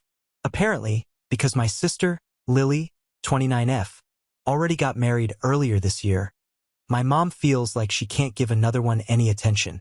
She's literally worried about overshadowing my sister's wedding. Like, seriously? Let me give you a little bit of background here so you understand just how absurd this whole situation is. My sister has always been the golden child, the apple of my mom's eye, the one who could do no wrong. This dynamic has been in place ever since we were kids, and it's something I've grown all too familiar with over the years. It's like she could do no wrong in my mom's eyes, while I was constantly trying to live up to an impossible standard.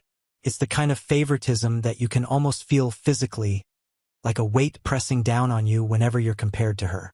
Growing up, it seemed like my sister could do whatever she wanted without ever facing any real consequences. If she got a bad grade on a test, my mom would brush it off with a laugh, saying she must have been tired or distracted. If I got a similar grade, though, it was a full-blown crisis, and I'd have to sit through a lecture about how I needed to apply myself more and work harder. And it wasn't just academics. It extended to extracurriculars, social interactions, even personal achievements. No matter what I did, it always felt like I was living in the shadow of her successes. I've done everything to try to get my mom's attention and approval. I've spent countless hours studying, participated in numerous extracurricular activities, and even tried to mirror my sister's interests, hoping that maybe then I'd get a bit of that attention. but it's like nothing I do ever measures up to what my sister accomplishes. I've been through so many moments where I try to share some of my own achievements or happy moments, only to be met with a half-hearted nod or a quick change of subject. It's like all my efforts to stand out and make a mark are just invisible to her unless it's convenient for her to acknowledge me. So when I got engaged, I was absolutely thrilled. I had this huge burst of excitement, imagining that this was finally going to be my moment. I thought maybe, just maybe, this would be the time when my mom would finally give me the attention and approval I'd been craving for so long. My fiancé and I had been together for 5 wonderful years, and we were both beyond excited to start this next chapter of our lives. We had spent countless hours dreaming about our wedding, talking through all the little details, and planning everything meticulously to make sure it was a day that truly reflected who we were as a couple.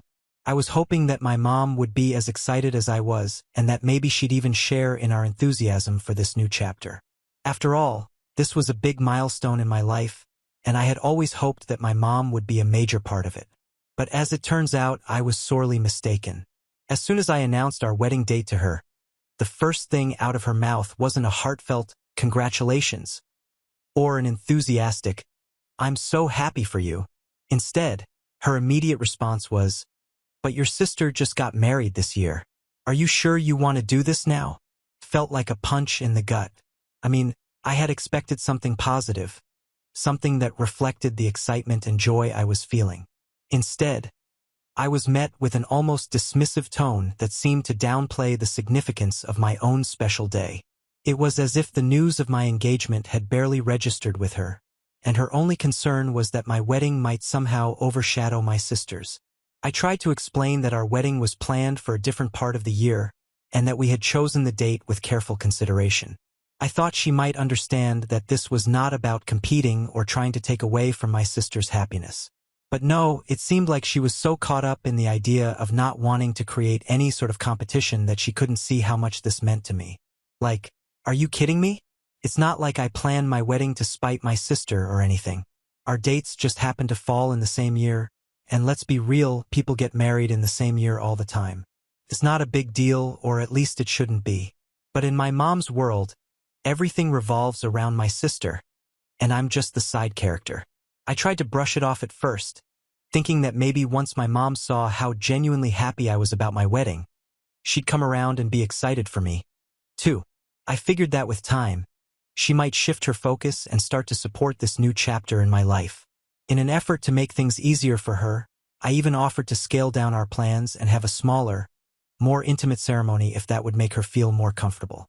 I wanted her to be a part of our celebration, and I thought that maybe if we adjusted things to fit her comfort level, she might be willing to reconsider her stance. But despite my efforts to accommodate her concerns, she wasn't having any of it. Her response was pretty much the same every time we talked about it. She said she didn't want to split her focus between 2 weddings in the same year because it would somehow take away from my sister's special moment. And honestly, I was left dumbfounded. I mean, seriously, what? My sister already had her special moment. She had the big, extravagant wedding, the lavish reception, the whole 9 yards. My mom was there, right at the center of it all, basking in the spotlight and soaking up all the praise and attention.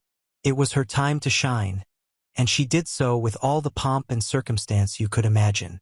So now it's my turn, and suddenly it feels like I'm in some sort of competition where I'm being accused of stealing something that was never mine to begin with. It's baffling and, quite frankly, hurtful to think that my own special day is being dismissed or minimized because it might somehow overshadow my sister's wedding. It feels like I'm being punished for simply wanting to celebrate my love and start my own life with my fiancé. I thought about all the ways my mom had been the center of attention during my sister's wedding. She had been at the forefront, eagerly showing off the wedding photos, recounting every detail of the day to anyone who would listen. It was as if my sister's wedding was the only event that mattered, and everything else was secondary. And now, when it's my turn to have a moment of joy and celebration, my mom is acting like my wedding is somehow a threat to that precious spotlight. Even though I was deeply hurt, I tried to remain focused on what mattered to me and my fiancé. We had put so much effort into planning our wedding, and I wanted it to be a day filled with love and happiness, not overshadowed by family drama. So we continued with our preparations, determined to make it a special day for ourselves and the guests who truly wanted to be there. But with every passing day leading up to the wedding, it became increasingly clear that my mom wasn't going to change her mind. Her insistence on not splitting her focus, and her comments about how my wedding might take away from my sister's special moment, were starting to feel more like excuses than legitimate concerns. It was as if she was using this as a way to justify her decision not to attend rather than facing the reality that she simply didn't want to be a part of it. After a few more conversations, and by conversations I mean arguments, it became clear that my mom wasn't going to budge. She flat out told me she wouldn't be coming to my wedding because it would be too much for her to handle. She said she didn't want to hurt my sister's feelings or make her feel less special. Honestly, I was floored. It's not like I was asking her to choose between us, but by refusing to attend my wedding, she made it clear where her priorities lie. At that point, I was done trying to appease her. I just couldn't keep bending over backward to accommodate my mom's absurd reasoning any longer. It was beyond frustrating, and honestly, I wasn't about to let her ridiculous excuses ruin what was supposed to be one of the happiest days of my life. I mean, this was my wedding we were talking about, something I had been dreaming about for ages. I wasn't going to let her unwillingness to support me take away from the joy and excitement of it all. So, with a mix of determination and defiance, I decided to move forward with the wedding planning without her. My fiancé was an absolute rock throughout this whole ordeal. He was incredibly supportive, and I couldn't have asked for a better partner to navigate through this mess with. In fact, he came up with a really thoughtful idea. He suggested that we write a speech together for the reception, something that would address the elephant in the room without being too confrontational or inflammatory. It was his way of acknowledging the awkward situation while still keeping things classy and respectful. I took that idea and ran with it. I poured my heart into crafting a speech that was both honest and reflective of how I felt. I wanted to thank everyone who had shown up and supported us, but I also wanted to include a special acknowledgement for my mom, even though she wasn't there. It was a tricky balance to strike, but I felt like it was important to be honest about the situation without being overtly disrespectful. The speech went something like this. I want to take a moment to thank someone who unfortunately couldn't be here today. My mom. I know she's been busy making sure my sister's wedding from earlier this year remains the most important event in our family's history. I wouldn't want my special day to overshadow hers, so I completely understand why she couldn't be here. But I'm grateful for all the life lessons she's taught me, like how to gracefully handle being second best. It's really prepared me for today. I really thought the speech struck the right chord. It was a mix of gratitude and a little bit of pointed honesty. I wasn't trying to be mean or hurtful. I just wanted to speak my truth and acknowledge the situation in a way that was both dignified and real. I was tired of pretending like everything was fine when it wasn't. This was my wedding, and I felt like I deserved to have my feelings acknowledged, even if it meant making a subtle nod to the reality of the situation. After the wedding, things took an unexpected turn. People started talking about the speech. It got shared on social media and, well, it kind of blew up. I didn't expect it to go viral or anything, but the next thing I knew, it was everywhere. Relatives, friends, acquaintances, everyone was talking about it. Some people were supportive, saying that it was brave of me to address the situation openly. Others, however, thought it was inappropriate or that I had crossed a line. She called me the other day absolutely furious. I could barely get a word in edgewise as she unleashed a tirade about how disrespectful I was for airing our private family matters in front of everyone at the wedding. It felt like she was unloading all her frustration on me, and it was overwhelming. She even accused me of trying to embarrass her on purpose, which was pretty hard to hear. I mean, the whole point of my speech was to address the situation honestly but tactfully, not to humiliate her. I tried to explain that I was just speaking my truth and that I wasn't going to hide how hurt I felt by her decision to skip the wedding. I told her I had hoped that by being honest, it would somehow help her understand where I was coming from. But she wasn't having any of it. Her reaction was more about how she was perceived by others than about how I felt. It's like her main concern was maintaining her image rather than acknowledging the impact of her actions on me. Honestly, it's a tough spot to be in. Part of me feels this gnawing guilt because at the end of the day, She's still my mom, and I never wanted to hurt her. I never thought that standing up for myself would lead to such a rift between us. It's hard to reconcile the fact that my attempt to be honest and open about my feelings has caused so much pain. I never expected it to blow up like this, and it's weighing on me. But then there's this other part of me that feels a strange sense of vindication. For once, people are starting to see the reality of what I've been dealing with my whole life. It's like a weight has been lifted off my shoulders, and I'm no longer carrying the burden of pretending everything's okay when it's not. For years, I've been living in the shadow, constantly trying to measure up to my sister while dealing with my mom's favoritism. And now, finally, there's this moment where I've put a spotlight on that dynamic. It's both freeing and unsettling, and I'm still trying to process it all. My sister, of course, is taking my mom's side. She thinks I overreacted and that I should have just accepted the fact that our mom couldn't be in two places at once, emotionally, I guess. But how was I supposed to just accept that? How was I supposed to be okay with my mom not wanting to be at my wedding because she didn't want to overshadow my sister's big day from months ago?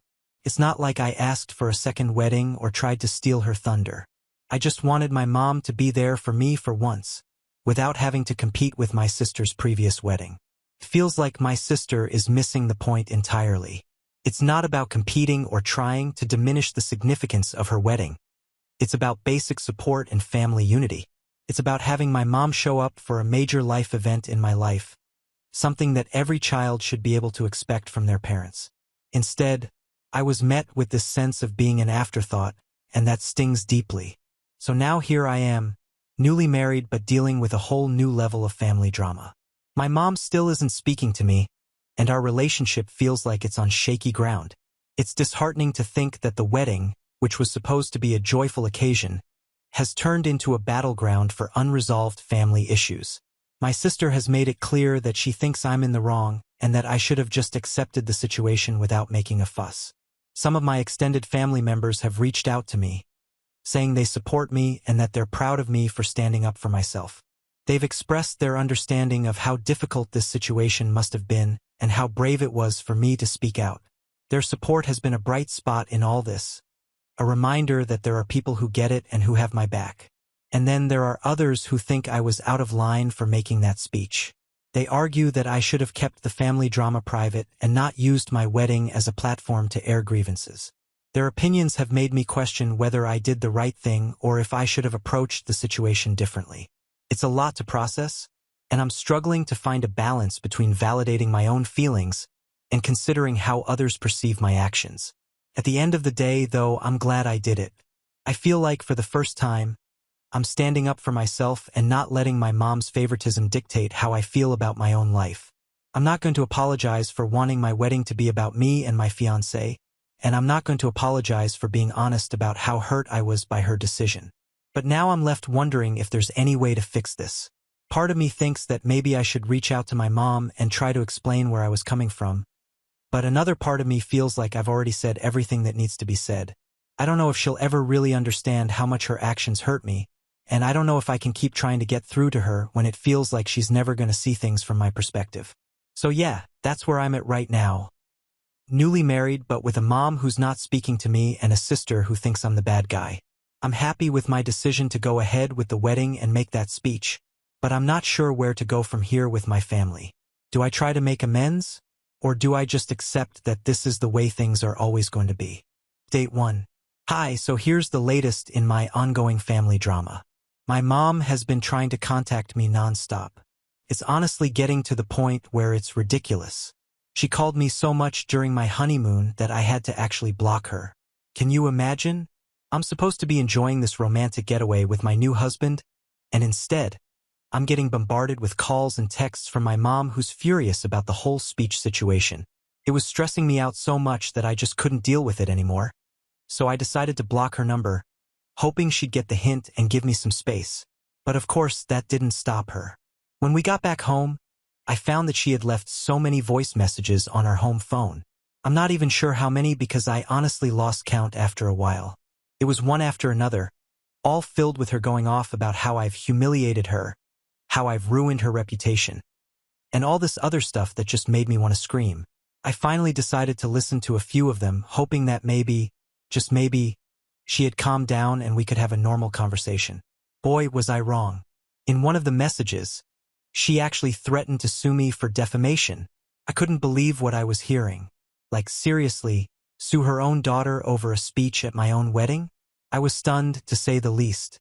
I mean, I get that she's upset, but this felt like she was taking things to a whole new level. I called her back and tried to explain that it wasn't even my fault that the video went viral.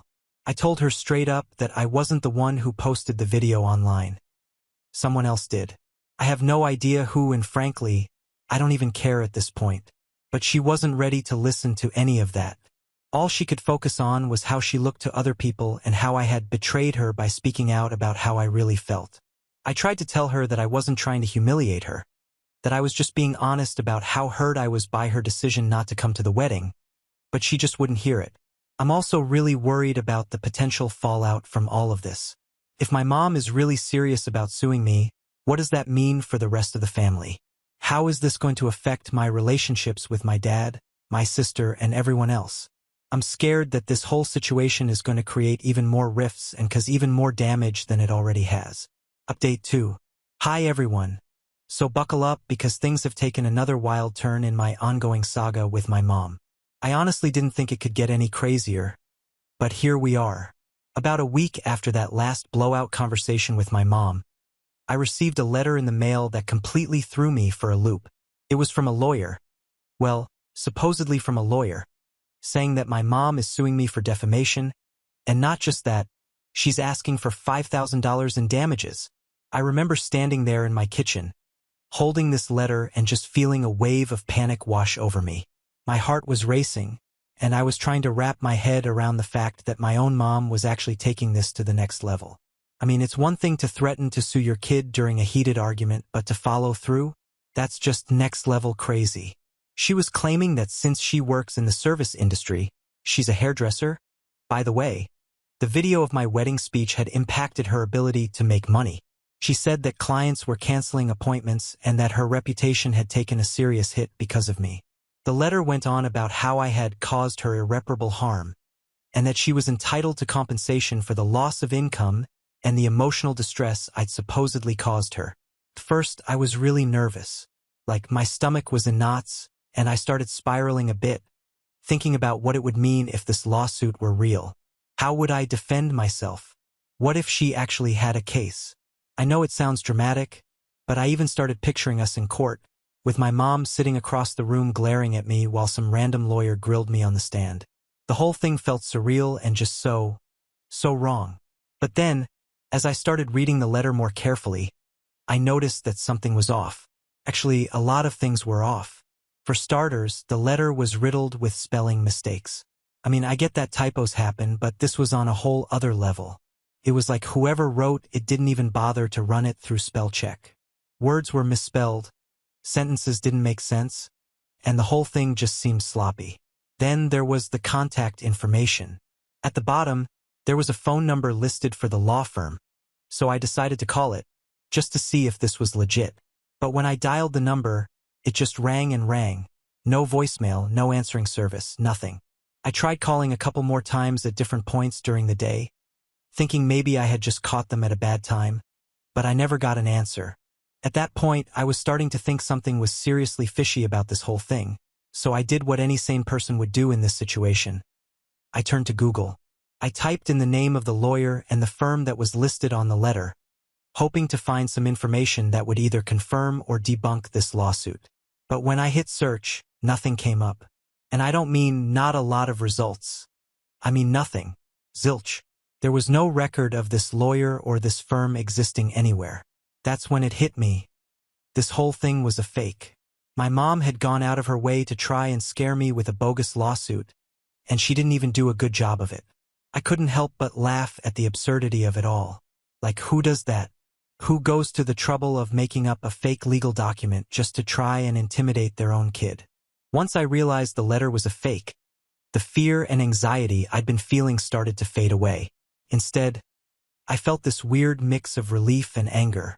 Relief because, thank God, I wasn't actually being sued by my mom, but also anger because, seriously, what the hell? What kind of parent does that to their child? I mean, I know we've had our issues, but this felt like crossing a line, a big one. I sat down with my husband and told him everything, showing him the letter and going through all the details. He was just as shocked as I was. We spent a good hour just talking it out, trying to make sense of why my mom would do something like this. He suggested that maybe she was just desperate and didn't know how else to get my attention or to get back at me for the wedding speech.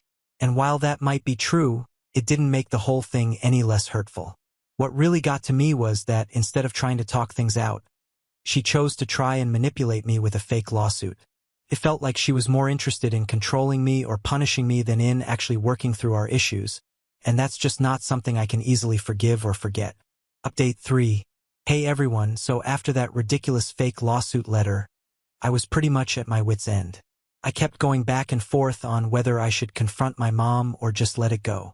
But honestly, I knew I couldn't just sit on this without saying something. I mean, she crossed a line with that stunt, and it wasn't something I could just sweep under the rug and move on from. So, after a few days of mulling it over, I decided to confront her. It wasn't an easy decision, but I figured it was time to put everything out on the table once and for all. So I drove over to her house. I was pretty nervous, to be honest. I didn't know how the conversation was going to go, and I was half expecting her to just slam the door in my face. But I knew this was something I had to do if I was ever going to have any peace of mind. When she opened the door, she looked surprised to see me. The first thing out of her mouth was, "What are you doing here? You should be talking to my lawyer, not me." And let me tell you, the way she said it, like she was so righteous in her fake lawsuit, almost made me laugh out loud. But I kept my cool. I looked her in the eye and told her straight up that I knew the lawsuit letter was fake and that she could drop the act. At first, she tried to play dumb, like she had no idea what I was talking about. She was all, "What do you mean, fake? I don't know what you're accusing me of, but my lawyer will handle it." But I wasn't buying any of it. I told her I had checked everything. The spelling mistakes, the non-existent law firm, the phone number that doesn't even work. I said, "Come on, Mom, you're not fooling anyone. Just admit it." There was this moment of silence where she just stared at me, and I could see the gears turning in her head. Then she finally sighed and admitted it. She said, "Fine, you caught me, but you left me with no other option. What was I supposed to do when you humiliated me like that in front of everyone?" Hearing her say that was like a punch to the gut. I couldn't believe she actually thought she was the victim here. I told her that the internet doesn't forget and that even if the original person who posted the video took it down, there are probably tons of copies floating around out there. I tried to make her understand that this wasn't just something I could control or make go away, and that suing me, especially with a fake lawsuit, wasn't going to solve anything. But instead of understanding, she just doubled down. She started accusing me of ruining her life and acting like a brat who only cares about myself. She went on and on about how I've always been selfish, how everything is always about me, and how I'm trying to destroy her reputation because I'm jealous of my sister. The whole thing was just so frustrating. I mean, I had gone there hoping for some kind of resolution, but instead, she was just digging in her heels and refusing to see my side of things. So, I told her, as calmly as I could, that I didn't do anything except share my feelings at my own wedding, and I wasn't going to apologize for that. I told her I had been hurt by her actions for years, and that speech was the only way I knew how to express that hurt. I also told her that I wasn't responsible for the fact that it went viral, and I certainly wasn't going to apologize for something that was the result of years of her favoritism and neglect. And then I told her that unless she's ready to apologize for the pain she's caused me, she should just not contact me anymore. I told her I was done with the drama, the manipulation, and the guilt trips. I said, "I need to protect myself and my mental health, and if that means cutting you out of my life for a while, then that's what I'm going to do." And with that, I turned and walked out of her house. I am still a bit shaken up from this and hope that I can move past this and enjoy my marriage with my lovely husband. Thank you everyone for listening to me rant to you. Now on to the next story. Story 7. Parents kicked me out on the day of my final exams after their daughter announced her pregnancy. But now, a year later, they're both reaching out to me to mend things. I, 19F, got kicked out of my house by my parents about a year ago, just a few weeks after I turned 18. That's not even the worst part. It happened to be right around the time of finals week in high school, and I pretty much had nowhere to go. I got really lucky that I have good friends, though, because my best friend and her parents allowed me to stay with them, and I couldn't be more grateful to them. The reason my parents kicked me out was because my older sister got pregnant and they decided that it was time for her to move back in with them so she would be well taken care of. She isn't even actually my full biological sister. She's my half-sister. My mother had been dating Jacob, my stepfather, when they were in college, and she got pregnant a couple of months before they graduated. But she was way too young at the time, so she decided to give birth to the baby. But she didn't want to get married to him since it was just meant to be a fling, and they broke up. But Jacob still wanted to be a father, so they decided to co-parent Sasha, my half-sister, and they stayed in touch. When Sasha was 3 years old, my mom met my biological father. They dated for 2 years and got married. 1 year into their marriage, she got pregnant with me. And yet again, she wanted to keep the baby, but my father was not ready. He wanted to terminate the pregnancy, but my mother couldn't bring herself to agree with it, so they ended up parting ways over this. After my dad walked out on my pregnant mother, she decided to cut all ties with him and his family and reconcile with Jacob again. So when I was born, my dad was already out of the picture, and I was raised by my mom and my stepdad. They got married a couple of years after her divorce from my father was finalized. But even then, I have never been able to accept him as my family because he has never, ever treated me like that.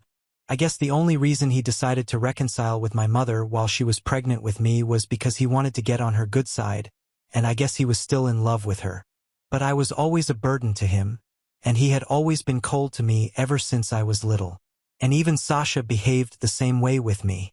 So while I got along well enough with my mom, I never was able to bring myself to like those two, even though we have spent our entire lives as a family. That's never made a difference to them, though. They always treated me like an outsider, and even though my mother has always claimed that she loves me just as much as she loves them, it's never felt that way because she has never acknowledged how distant they are from me. And when I was younger, I actually even tried to bond with them but was always rejected by them. So after I was old enough to realize what was going on, I gave up on having a relationship with Jacob and Sasha, and that's how it's been. I shouldn't have been surprised when they decided to kick me out of the house because Sasha was pregnant and she wanted to move back in with us. But it came as a shock to me. I should have known that for Jacob, Sasha was always going to be more of a priority no matter how much older she was than me, but I guess I had just expected my mother to take a stand for me, which she didn't. About a year ago, just 2 days before finals week was about to begin, Sasha came over and told us that she was pregnant. She is 6 years older than me, so she was literally 24 years old at the time. And in spite of that, my parents decided to kick me out to accommodate her so she could save money. Sasha and her boyfriend, who had been with her since high school, had been living together in a tiny little apartment a little distance away from our house. I thought that it would be reasonable enough to expect her to continue staying there, but she wanted to move back home because she did not feel comfortable staying in that apartment all by herself. She works from home and her boyfriend has to go out for work every day, and occasionally his job requires him to travel. So she thought that for as long as she was pregnant, it would be easier for her to just move back in with her parents, and that way she wouldn't have to be alone at any point. She would be able to save a lot of money on rent since even her boyfriend was going to move in with her, and so she and my parents decided that she was going to move back in. It would have still been fine with me, but they decided to tell me that I had to move out for a couple of months since they needed a room for her. Sasha already had a room in our house, but after she had moved out for college, Jacob had turned it into an office. And my parents told me that she couldn't stay in the living room. The only viable option was for me to give up my room, and they told me to think of it as a sacrifice for my family. I might not have been so upset about that had it not been a conversation that they had with me right before my first exam. I was already pretty stressed out because I had to prepare for a test and I had a bunch of exams coming up in the next 2 weeks. But all they cared about was Sasha and her pregnancy. So I put my foot down and told them that I was not going anywhere because Sasha had never been my family. She had never treated me like family, so I didn't need to make any sacrifices. My parents tried to reason with me, but I thought that they were being crazy and I continued to argue with them until they finally snapped. Jacob told me that I had to leave by the end of the week or else I would be kicked out and nobody could stop him since I was an adult and he was free to choose whether he wanted to let me live in his house or not. I thought that my mother would defend me, but she told me that Jacob was right and they needed to make space for their real grandkids. So they didn't have the time or energy to fight with me on this, and I just had to do as I was told. The fact that my mom used the phrase real grandkids just confirmed what I had already believed and known for years, that my mom, Sasha, and Jacob were a little family of their own, and I had always been an outsider and would always be treated like one. I was very upset, so I decided to start packing my bags instantly without even caring about the fact that I had an exam the next day. They did not even try to stop me as I was leaving, so I knew exactly where their priorities were, and I ended up at my best friend's doorstep.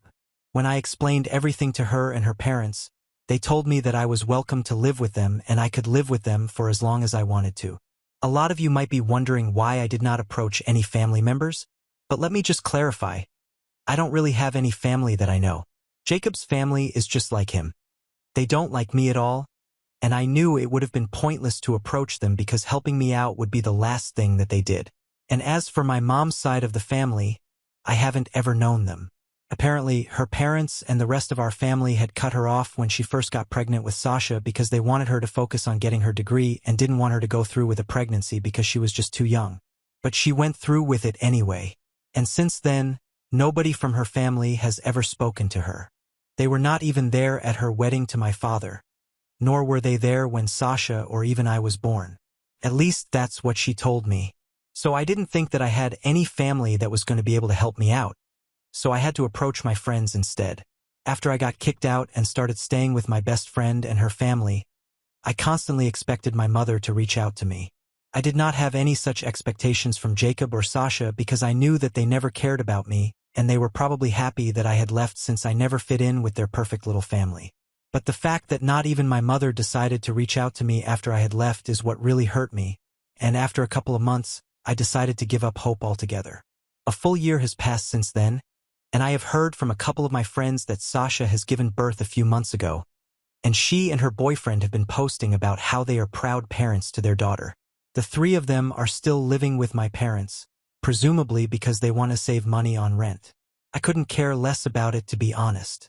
I've only been focused on improving my own life because after I graduated high school, I had to think about ways to get to college because now that I had no contact with my parents anymore, I didn't have any money either. My best friend's parents had been kind enough to allow me to live with them in their house rent-free, but I couldn't possibly expect them to pay for me to go to college as well given that they had 2 kids of their own. I had been really worried about that, but thankfully I had applied for a couple of scholarship programs as well, and since I'm a pretty good student, I got a scholarship from one of the colleges that I had applied to, and I decided to go there. Granted, it was not my first choice or even my second, but I was not in a position to decline any opportunity to save money. Because of the scholarship, 60% of my tuition had been waived off, and I decided to take out a student loan with the help of my best friend's parents, with them as the co-signer on the loan. But I reassured them that they wouldn't have to worry about paying it all back because I would be working as well as studying, so I'll try to pay it all back on my own. And that's what I have been doing. It's been tough, but at the end of the day, I know that I'm going to make it on my own, and it's pretty rewarding as well. I hadn't had any contact with my family for the past year, and I hadn't been expecting them to reach out to me either. But surprisingly, my mother sent me an email about a week ago saying that she wanted me to come back home for the weekend this time because she really missed me and so did Jacob and Sasha, and they knew that they had treated me unfairly, so they wanted an opportunity to mend things with me. In the email, my mother was being extra sweet with me and she was really laying it on thick, so it reeked of fakeness. Call it a gut feeling or just instinct, but I was instantly able to figure out that there was definitely something fishy going on, and I did not respond to that email. She sent me another email a couple of days after that, but I did not respond to that one as well even though I was tempted to because I really wanted to find out what was going on. I knew for a fact that there was definitely a reason behind their behavior since it was very unlikely that they had suddenly come to their senses 1 year after the incident and were feeling guilty all of a sudden. It was possible, but I've known them my entire life and I know how they are as people, so it was unlikely. However, I got the explanation that I needed 2 days ago when my maternal grandparents decided to reach out to me. I was surprised that they had even found a way to contact me because I'm pretty sure that my parents did not give out my contact info to them. But they told me that they had to ask around a lot and eventually one of my friends from high school decided to trust them and give them my phone number. It actually turned out to be my best friend, And I'm so glad that she didn't tell me anything about it because it was a really pleasant surprise. Anyway, when they called me, it was difficult for me to even believe that it was really them because, like I had said, I've never known them. I've never seen them. I've never heard their voices. And I was quite skeptical of it in the beginning, but then they FaceTimed me and showed me a bunch of photo albums with my mother in them, photos of her childhood and her teenage years, and I finally believed them that they were really my grandparents. They got pretty emotional when they saw me, and so did I. I don't know why, but I just did. Anyway, we got to talking and I started telling them about myself and my life. I tried to stay away from the topic of my parents as much as I could, but there was no point because they already knew everything. They told me that a huge part of the reason that they hadn't contacted me so far was because of my parents, and recently they had found out the truth, which is why they had decided to contact me. I was really confused about what that meant because, as far as I knew, my grandparents had cut my mother out of their lives and had never stayed in touch with her after she got pregnant the first time around, and that was all I knew because that's what my mother had told me. But apparently there was more to the story. So the reason that they hadn't been on speaking terms for so many years was not because they were opposed to the idea of my mother giving birth to Sasha at such a young age, but because they were opposed to her relationship with Jacob. And my mother had been telling me a bunch of lies about her own parents because she wanted to preserve Jacob's pristine image. My grandparents had been quite supportive of the pregnancy and had told her that it was her choice whether she wanted to have the baby or not. But they were not fine with her relationship with Jacob because at the time he used to be quite a well-known addict. They had grown up in the same neighborhood, went to the same high school, and ended up in the same college as well, so my grandparents were well aware of what Jacob had been up to since high school and did not approve of his relationship with my mom. So they had given her an ultimatum that they were ready to support her throughout the pregnancy and even after it because she would obviously need the financial support from them, but their only condition was that she would have to break up with Jacob because they did not want her to be influenced by him. After giving it a lot of thought, my mother decided to break up with Jacob because no matter how hard he tried, he was just unable to clean up his act. I think it was in her best interests, but I guess she started resenting them. They managed to get full custody of Sasha when she was born, and Jacob would only get supervised visiting rights for the first couple of years. Gradually, though, he was able to finish his degree and get clean, but my grandparents still did not fully trust him, and they were right because he would relapse every couple of months and he was still not good for either my mom or Sasha. So they set my mother up with my father, who happened to be the son of a family friend, and after seeing each other on and off for a couple of years, my mom got married to him because she had given up hope that Jacob would ever get better. But I don't think she was ever truly able to move on from him because 1 year into her marriage, she went back to Jacob and they started an affair. Then she got pregnant for a second time and had to come clean to my father about the affair because she just couldn't imagine a life without Jacob, and now that she was pregnant, she would have to tell him the truth. And coming to that, her infidelity was actually the reason she ended up getting a divorce from my father and eventually marrying Jacob. So whatever she had told me about my father being opposed to the idea of having me at all was a big fat lie. After I was born, they had several paternity tests conducted, and thankfully, I didn't have anything to do with Jacob and I was in fact my biological father's child, which is great because I wouldn't want to be Jacob's biological daughter anyway. In fact, my dad even had partial custody of me for a while, but I barely remember it since it was so long ago.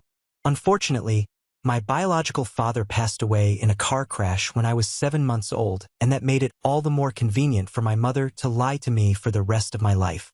My father's side of the family did not want anything to do with me after he passed away, so it was pretty great for my mom.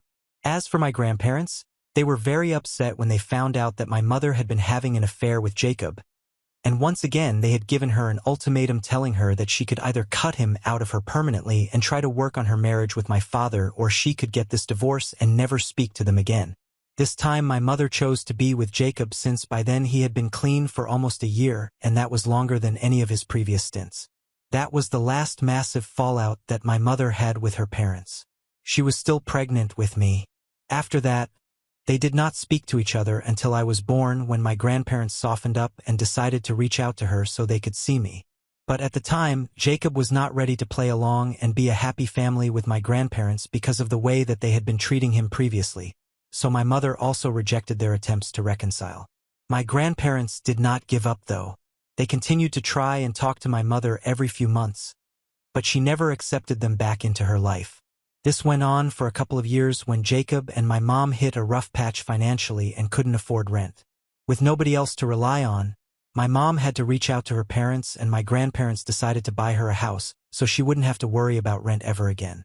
My grandparents thought that this grand gesture would get her to speak to them again, and maybe they would even be one happy family. But that didn't happen. This was almost 6 years ago when my family and I moved into our new house, and it was a huge upgrade from the apartment that we used to live in. I had always wondered how my parents had been able to afford a house like this because it looked pretty expensive and it was also located in a pretty nice neighborhood.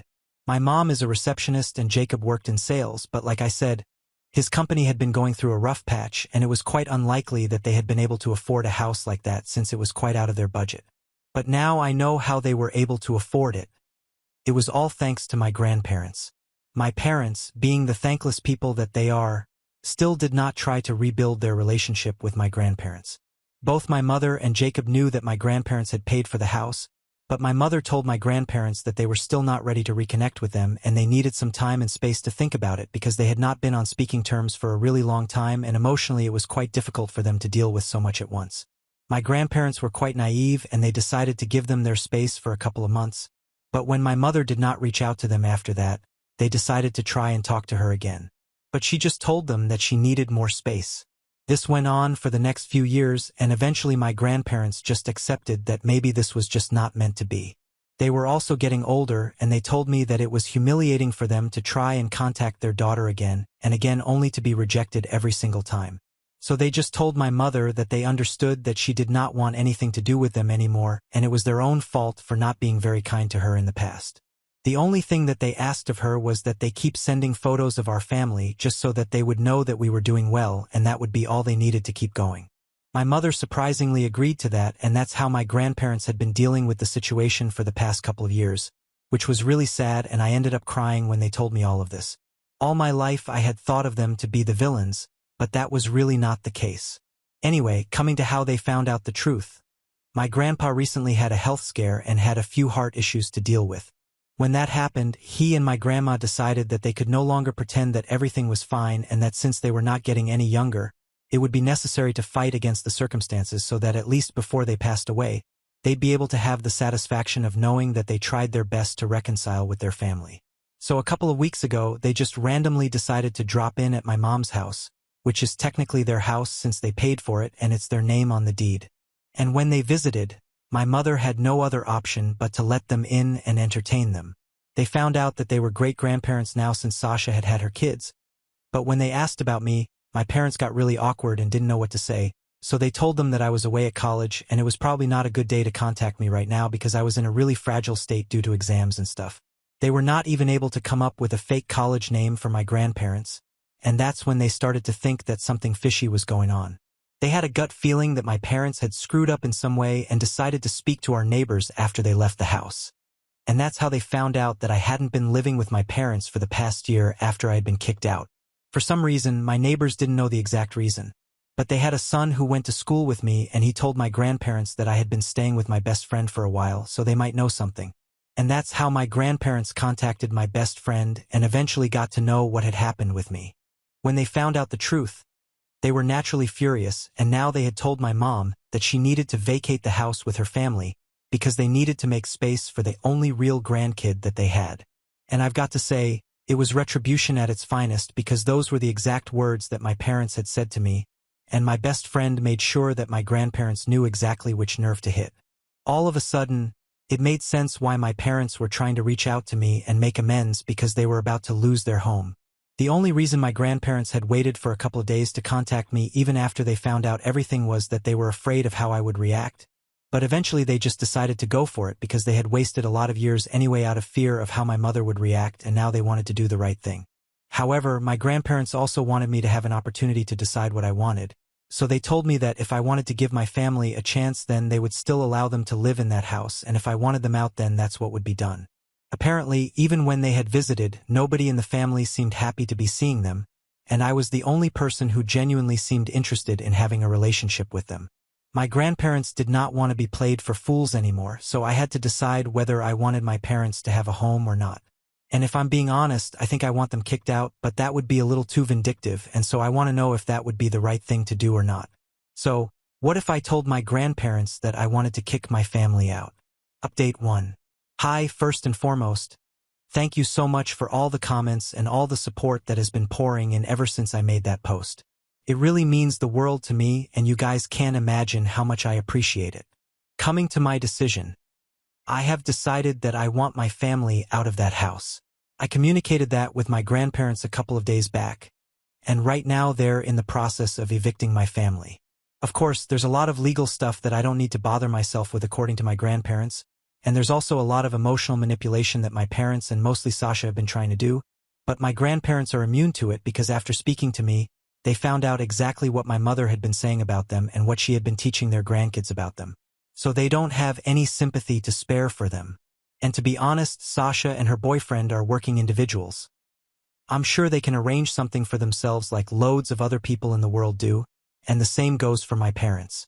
So I don't think I need to feel bad about anything. After all, it's not like they had felt bad for me when they kicked me out knowing that I was just 18 and I was still in school at the time. Regardless of that, I was still able to do well academically even though it had happened right before my exams. As for my college tuition, I told my grandparents that they didn't have to worry about it, but they told me that they would be taking care of whatever student loan I had taken out and apologized to me for not being there for me earlier. We have a lot to talk about and we have a lot to make up on, but right now things are going pretty well. Update 2. Hi, so a couple of weeks ago, my grandparents initiated the process of evicting my family and they have until the end of next month to leave. My mother is not happy about it and she felt like it was her duty to let me know. She had emailed me a couple of weeks back trying to get back on my good side and mend things with me, probably just so that her parents wouldn't kick her out of the house. The email that she recently sent me was very different from the one that I received earlier since this one is just full of curse words directed at me and basically just wishing that she had never given birth to me. She even said that she wished I had been in that car crash with my father and both of us had been taken out in one go. So yeah, that's my mom for you guys. But anyway, it doesn't matter to me because she's not my family. She's nobody to me if I'm being honest.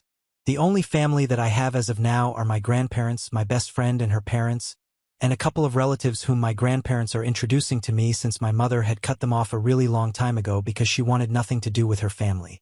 It's kind of all in a very weird place right now, but I know that I'll get used to it eventually. Update 3. Hi. So the holidays have just started and this time I have come back home to my old house. It feels weird to be back here since my family moved out a really long time ago. I don't know what they have been up to and neither am I interested in it, but my grandparents have been staying here since they left and they have done up the place quite nicely and even my room feels like home once again. We are even hosting Thanksgiving dinner for a couple of family members and my best friend and her parents in a few days and I feel like my life is getting back on track again. I'm really, really happy and I just wish that I could feel like this forever. Now on to the next story. Story 8. Parents cut me off for marrying my husband, but now they are trying to get back in my life when I got pregnant. I, 28F, have always had a complicated relationship with my parents, especially when it came to their expectations for my life. Growing up in a wealthy suburb, I was constantly compared to my older sister, Amber, 30F. Amber excelled at everything she did. Straight A's in school, and later a successful lawyer at a prestigious firm in New York. I, on the other hand, was more of a free spirit. I did well enough in school but preferred art and literature to the sciences and math that my parents valued so highly. Our family comes from old money.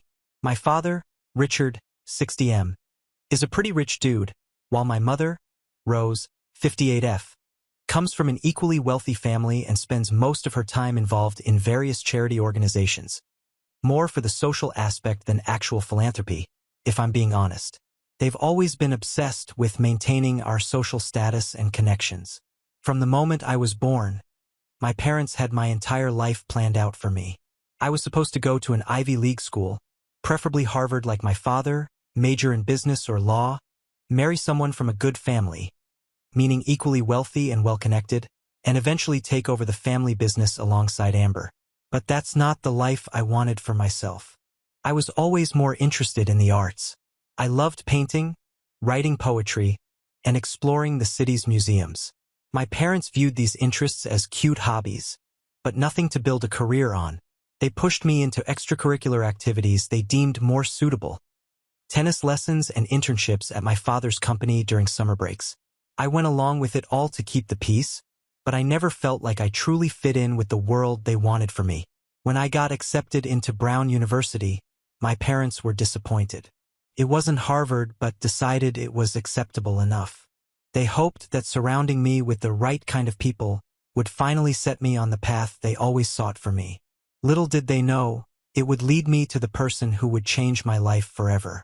I met Chad, 29M, during my sophomore year of college. We quite literally ran into each other at the campus coffee shop. I was rushing to get to class and wasn't looking where I was going, and he was leaving with a tray full of coffees for his study group.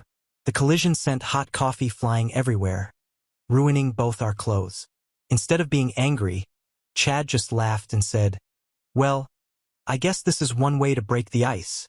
We ended up skipping our respective classes and spent hours talking. Chad was everything my parents would disapprove of, which made him even more appealing to me. He came from a working-class background in a small town in Ohio. His father was a factory worker, and his mother was a waitress. Chad was attending Brown on a full scholarship and worked part-time jobs to support himself. He was studying to become a teacher, passionate about education and making a difference in kids' lives. From that first meeting, I knew Chad was something special. He was kind, funny, and incredibly hardworking. He had a way of making me feel seen and understood in a way no one ever had before. With Chad, I could be myself. Not the polished, perfect daughter my parents wanted me to be, but the real me, with all my quirks and imperfections. We started dating, and for the first time in my life I felt truly happy. Chad encouraged my art, pushed me to pursue my passions, and supported me in ways my family never had. When I told him about my dream of becoming a graphic designer, he didn't laugh or dismiss it like my parents had. Instead, he helped me research programs and internships. Of course, my parents hated him from the moment they met him. It was during Parents' Weekend in our junior year. I had been putting off introducing them, knowing it wouldn't go well, but I couldn't avoid it any longer. The meeting was a disaster from the start. My parents couldn't see past Chad's background. To them, he was just some poor boy trying to climb the social ladder by dating me. They constantly made snide remarks about his clothes, which weren't designer brands, his slight Midwestern accent, and his career choice. My mother kept asking him if he was sure he wanted to be just a teacher, when there were so many other respectable professions out there. My father barely acknowledged Chad's presence, speaking only to me and making it clear he disapproved. It didn't matter to them that Chad treated me better than any of the trust fund boys they tried to set me up with. They were convinced he was only after our money and social status. When I tried to defend Chad, pointing out his scholarship and his work ethic, my father dismissively said, "Oh, honey, don't be naive. Boys like that always have an angle." Despite my parents' disapproval, Chad and I continued dating throughout college. We supported each other through late-night study sessions, celebrated our achievements together, and talked about our dreams for the future. With Chad, I felt like I could be myself and pursue my own path, not the one my parents had laid out for me. After graduation, Chad proposed. It wasn't a grand, elaborate affair like my parents would have expected. We were on a weekend camping trip, something my parents would never understand the appeal of. Sitting by the campfire under a sky full of stars, Chad turned to me and said, "I know I can't give you the life of luxury you grew up with, but I promise to love you and support you in everything you do. Will you marry me?" I said yes without hesitation. When we returned from our trip and I broke the news to my parents, all hell broke loose. My mother burst into tears, crying about how I was throwing my life away. My father's face turned an alarming shade of red as he ranted about how I was making the biggest mistake of my life. They told me I was being foolish and short-sighted. "Think about your future," my mother pleaded. "How will you maintain the lifestyle you're accustomed to? What about your children? Don't you want to give them the best of everything?" I tried to explain that Chad and I had talked about our future, that we had plans and were prepared for the problems ahead, but they wouldn't listen. To them, marrying Chad was tantamount to choosing a life of poverty and struggle. When I refused to break off the engagement, they gave me an ultimatum. Either I end things with Chad, or they would cut me off completely. No more financial support, no trust fund, No inheritance. Nothing. If you're so set on living like a commoner, then you can do it without our money, my father said. I was shocked by their reaction. I knew they wouldn't be thrilled, but I never expected them to go this far. In that moment, I realized that their love and support had always been conditional. As long as I did what they wanted and fit into their narrow view of success, I was their daughter. But the moment I chose my own path, they were willing to cast me aside. I chose Chad. We got married in a small ceremony with just a few close friends present. It was nothing like the lavish society wedding my parents had always envisioned for me, but it was perfect in its simplicity and sincerity. Amber didn't even show up to the wedding. She sided with our parents, telling me I was making a huge mistake. The day after my wedding, I received a cold, formal letter from my parents' lawyer. It informed me that I had been removed from their will and that Amber was now the sole heir to their fortune. It also stated that I was no longer welcome in the family home and that any future attempts to contact my parents would be dealt with legally. It hurt more than I could have imagined. Not because of the money. Chad and I were both working and managing just fine, but because my own family had chosen their outdated beliefs and social status over my happiness. The parents who had raised me, who I thought loved me unconditionally, had thrown me away because I didn't fit into their perfect mold. For 3 years, we had no contact.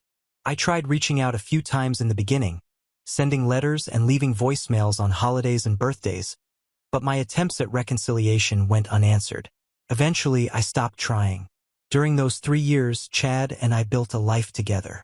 We both worked hard, me as a graphic designer for a small advertising agency and Chad as a high school English teacher. We bought a small house in a modest neighborhood, adopted a rescued dog named Max, and were genuinely happy.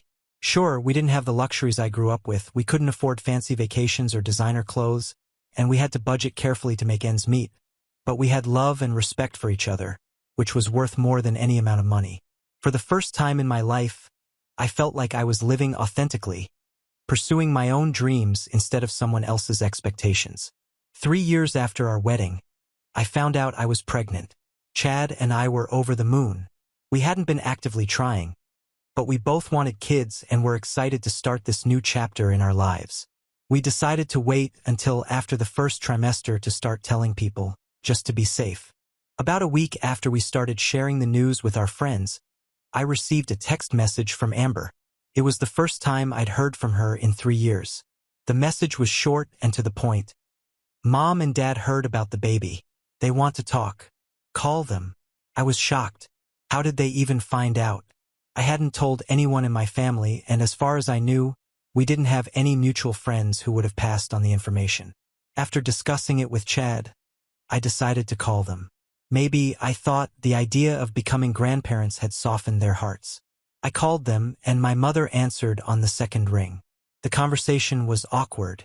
My mother did most of the talking, while I could hear my father breathing heavily in the background, occasionally grunting in agreement. She congratulated me on the pregnancy, and then, without any reason, started talking about how they wanted to make amends and be part of their grandchild's life. There was no apology for how they had treated me, no acknowledgement of the pain they had caused. It was as if the last 3 years of silence had never happened. But then my mother started talking about sending us some gifts for the baby. Before I could say anything, she kept talking about a list of things they wanted to buy. A top-of-the-line stroller, a custom-made crib, designer baby clothes, even a new car suitable for a family. I was stunned. The gifts she was describing would easily cost over $10,000. It felt less like a peace offering and more like they were trying to buy their way back into my life and my child's life. When I tried to politely decline, saying Chad and I had already started preparing for the baby, my mother got upset. "Don't be ridiculous," she snapped. "You can't possibly provide for this child the way we can. We're just trying to help. Don't let your pride get in the way of giving your baby the best start in life." The conversation ended with my mother saying they would send the gifts anyway and that they expected to be involved in their grandchild's life. She didn't once ask how I was feeling, how my pregnancy was going, or even how Chad was doing. It was all about the gifts and their expectations. After I hung up, Chad was furious.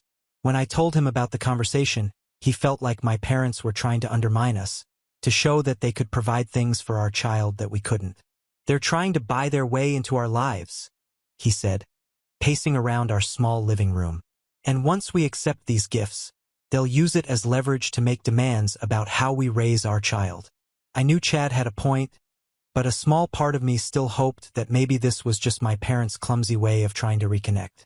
Maybe if we gave them a chance, they would come around and accept Chad and our life together. Maybe they've changed, I said, though I didn't really believe it. Maybe becoming grandparents has made them realize what's truly important. Chad looked at me and said, "Do you really believe that? Or are you just hoping it's true because you miss them?" His words hit home. I did miss my family despite everything. I missed the good times. Family dinners, holiday celebrations, inside jokes that only we understood. But I also couldn't forget the bad times. The constant pressure, the disapproval, the way they had cast me aside when I didn't conform to their expectations. Chad says he'll support whatever decision I make, but I can tell he's uncomfortable with the idea of accepting anything from my parents. He's worried that they'll try to exert control over our lives and our child's upbringing. We've been doing fine on our own, he reminds me. We don't need their money or their approval. Amber has been blowing up my phone, alternating between guilt-tripping me for holding a grudge and excitedly talking about being an aunt. She doesn't seem to understand why I'm hesitating to accept our parents' offer. They're trying to make things right, she insists. Why can't you just let the past go? But it's not that simple. The past isn't just the past. It's shaped who I am and the life I've chosen. So, Reddit, what should I do here? I really need some good advice on what to do. Update 1. It's been about a month since my last post, and a lot has happened. First, I want to thank everyone for their advice and support. After much discussion with Chad, we decided to decline my parents' offer of gifts. It wasn't an easy decision, but we felt it was the right one for our family. I called my mother and explained that while we appreciated the gesture, we weren't comfortable accepting such expensive gifts.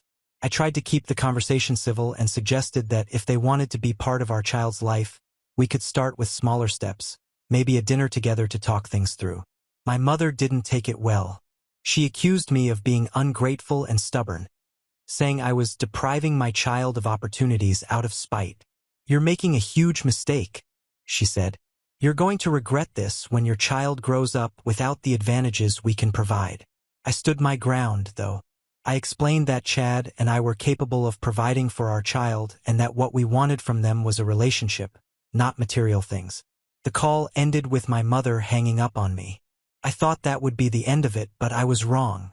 A few days later, a truck showed up at our house filled with all the gifts my mother had mentioned. The stroller, the crib, baby clothes, and even a set of keys for a new car parked on our street. There was a note attached. "For our grandchild. We won't let your stubbornness deprive them of the best." Chad and I were stunned. We didn't know what to do with all this stuff. It felt like a violation of our boundaries. We decided to put everything in the garage for the time being while we figured out what to do. Chad wanted to send it all back immediately, but I hesitated. The situation got more complicated when Amber showed up at our door the next day. She was full of excitement about the baby and the gifts, acting as if nothing had ever been wrong between us. "Isn't it wonderful?" she gushed. "Mom and Dad are so excited to be grandparents. They want to do everything they can to help." I tried to explain our position to her, but she didn't seem to understand. "Why are you being so difficult?" she asked. "Most people would be thrilled to receive such generous gifts. You're acting like Mom and Dad are the villains here." The conversation quickly turned into an argument. Amber accused me of being selfish and holding on to past grudges. "They're trying to make amends," she insisted. "Why can't you just accept their love and move on?" I lost my temper then. "Love," I said. "Is that what you call ignoring me for 3 years and then trying to buy their way back into my life? That's not love, Amber. That's control." Amber left in a huff and puff, telling me I was making a huge mistake. "You're going to push them away for good this time," she warned. "And it'll be your fault when your child grows up without grandparents." To complicate matters further, word has gotten out to our extended family about the situation. I've been receiving calls and messages from aunts, uncles, and cousins, all urging me to reconcile with my parents. "They're your parents," my Aunt Sharon said during one particularly frustrating call. "Of course they want to spoil their grandchild. Why are you fighting this so hard?" I tried to explain about the years of no contact, about how this felt less like a genuine attempt at reconciliation and more like an attempt to buy their way back into our lives. But it's hard to make people understand who haven't lived through it. Chad stood by my side, supporting my decisions while also offering a different perspective when needed. "We don't need their money," he reminds me. "We're doing fine on our own. Our child will have everything they need: love, support, and two parents who adore them." I'm now 16 weeks pregnant, and instead of enjoying this special time, I feel stressed and conflicted. The gifts are still sitting in our garage, a reminder of the decision we have to make. Chad wants to donate everything to a local women's shelter, but I'm hesitating. Once we do that, it feels like we're closing the door on any possibility of reconciliation. Amber keeps sending me pictures of baby clothes and nursery ideas, acting as if nothing is wrong. My parents haven't reached out directly since the gifts arrived, but I know they're waiting for a response. The pressure from family members continues, with new calls and messages every day. As my pregnancy progresses, I know we need to make a decision soon. We can't leave those gifts in the garage forever, and we need to start preparing for the baby's arrival. But every time I think I've made up my mind, I start second-guessing myself. Chad and I have talked about seeing a family counselor to help us navigate this situation. Maybe an outside perspective could help us find a way forward that we haven't thought of yet. For now, we're taking it one day at a time. I'm trying to focus on the positive aspects of my pregnancy and our life together, but the family drama is always there in the background. I just hope that whatever decision we make, it's the right one for our child. Update 2. It's been 6 months since my last update, and I wanted to share the outcome of our situation. A lot has changed, and I've come to some difficult but necessary decisions. After weeks of agonizing over what to do, Chad and I decided to see a family counselor. We had several sessions, both together and individually, to work through our feelings about the situation with my parents. The counselor helped us gain clarity on our priorities and values and how to set healthy boundaries. During this time, the pressure from my family intensified. My parents, apparently frustrated by our lack of response, started showing up at our house unannounced. They'd knock on the door for hours, calling out that they just wanted to talk. It was incredibly stressful, especially as my pregnancy progressed and I was dealing with the physical discomfort that came with it. Amber continued her campaign of guilt tripping, sending daily messages about how I was tearing the family apart. She even went as far as to threaten to cut me out of her life if I didn't reconcile with our parents, even though we weren't really talking for the past few years. The turning point came when I was about 32 weeks pregnant. My parents showed up at my workplace, causing a scene in the lobby. They were demanding to see me, saying they had a right to be involved in their grandchild's life. My coworkers were uncomfortable, and my boss had to ask them to leave or he'd call the police. That incident made me realize that my parents hadn't changed at all. They were still trying to control my life, disregarding my boundaries and wishes. It wasn't about love or reconciliation. It was about getting their way no matter the cost. After discussing it with Chad and our counselor, we made the difficult decision to go no contact with my parents and Amber. We sent a formal cease and desist letter through a lawyer, stating that any further attempts to contact us would be considered harassment. We donated all the baby gifts to a local women's shelter, as Chad had suggested months ago. It was hard to let go of them, but it felt like the right thing to do. We didn't want our child's life to start with strings attached. The day after we sent the letter, I blocked my parents and Amber on all platforms. It was one of the hardest things I've ever done, but also one of the most liberating. The constant stress and anxiety I'd been feeling started to lift almost immediately. Our daughter, Susan, was born 2 months ago. The birth was complicated, and there were moments when I wished I had my mother there, but Chad was amazing throughout the whole process, and we got through it together. These first few weeks of parenthood have been challenging but incredibly rewarding. Susan is perfect, and watching Chad with her makes me fall in love with him all over again. We may not have all the fancy things my parents wanted to give us, but we have love, and that's more than enough. Looking at Susan, I'm more certain than ever that we made the right choice. I want her to grow up in a home filled with love and respect, not constant judgment and attempts at control. I want her to know that her worth isn't tied to money or status but to who she is as a person. Yes, she won't have the materialistic advantages my parents could have provided, but she'll have parents who love her unconditionally, who support her dreams, whatever they may be. She'll grow up knowing that it's okay to set boundaries, to stand up for herself, and to choose her own path in life. This journey has been difficult, but I don't regret our decision. We're moving forward, focusing on our little family and the bright future ahead of us. Thank you to everyone who has supported us through this journey. Your advice and kind words have meant more than you know. Here's to new beginnings and choosing happiness, even when it's the harder path. Now on to the next story. Story 9. Wife left me for another man when I got sick, then tried to get back with me when she found out I recovered and came into money. I, 47M, have been going through an emotional turmoil in my life recently. My wife turned against me and started seeing another man after she got to know that I'm suffering from a terminal illness. It all started around a year back. I collapsed in my office and was rushed to the ER. A series of tedious medical tests were conducted and later I was diagnosed with a serious illness. It was a liver infection, but if it was left untreated it might turn terminal for me. My wife was out of town at her friend's wedding at that time. I didn't tell her about this over the call because I didn't want to freak her out. When she came back and found me pale in illness, I had to tell her everything. She was shocked, but I didn't get the warmth I was expecting from her after knowing about such severe illness.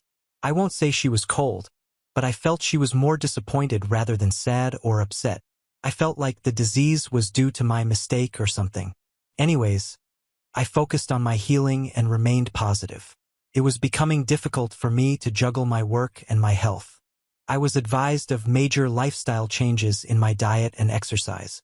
With this new routine, it was difficult for me to work efficiently at work, yet I tried my best to balance them. Meanwhile, I found my wife drifting away from me. She was not as close as she used to be. Whenever I wanted to be intimate with her, she would ask me to rest or would say that she was tired. It was bothering me and I confronted her. She said she was just stressed out because of my illness, but I highly doubted that because out of concern you don't push away the person, and she was doing that. To distract myself from all the stress, I got indulged at work. I got so busy that I missed following my diet routine, and sometimes I even missed taking my medicines. Obviously that had to come back and bite me, and it did. I again fell severely sick and had to be rushed to the hospital. This time, my wife saw everything I've been through. She took good care of me. I had to be hospitalized for a week this time, and the doctor told me clearly that I have to take my health seriously, else the situation would run out of control. I was advised to take a leave from work and rest because work was making things worse for me. Taking a leave from work was just not possible for me. Actually, you see, I don't work for any random corporate or so. The company I work for is of my close friends. He had started it during college. He asked me to join at that time, but I wasn't sure if it would fly, so I took up a job instead. But some 5 to 6 years later, when his company solidified, he offered me a senior position with good pay. I joined. Since then, I have considered the company to be mine, and I personally take responsibility for its growth. I take care of a crucial vertical of the business. I rested for a few days and then again got back on my feet for work. One day, I was discussing my report with the doctor over a call on my friend, company's founder and CEO, overheard it. He was so mad at me for not telling him about my health and working overtime for the company. He insisted that I'd take a sabbatical and rest until I heal completely. I told him about my condition, that I may not be able to join work ever again, so I want to work as many months/year as possible and secure my family's future. I had not discussed this with anyone, not even my wife, but I was not having a very good feeling about my health. I feel it's going downhill, so in this case, I just want to acquire as much money as I can so that my wife can lead a decent life. I got emotional discussing this with my friend, and he assured me that God forbids if anything happened to me, he would take care of my family's finances.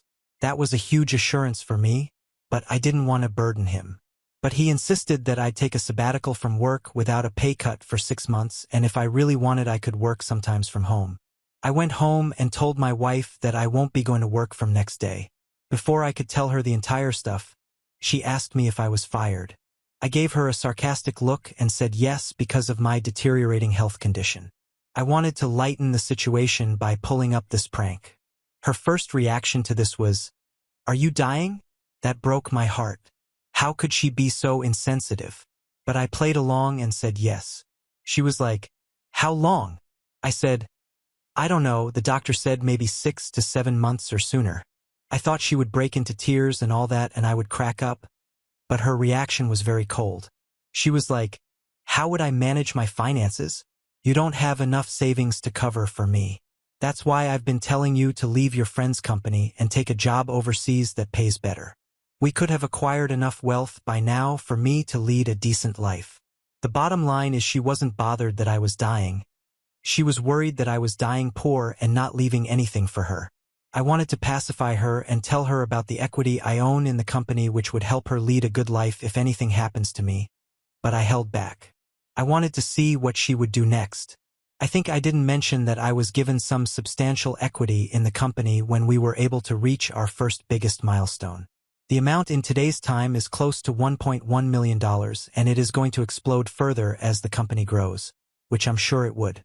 Since then, my married life has come to a standstill. All conversations have become just transactional. She doesn't even ask about my health. I see her leaving home in the morning and coming late in the evening and mostly eating out. Either way, she doesn't have a full-time job. She works at a salon as a nail artist during peak seasons.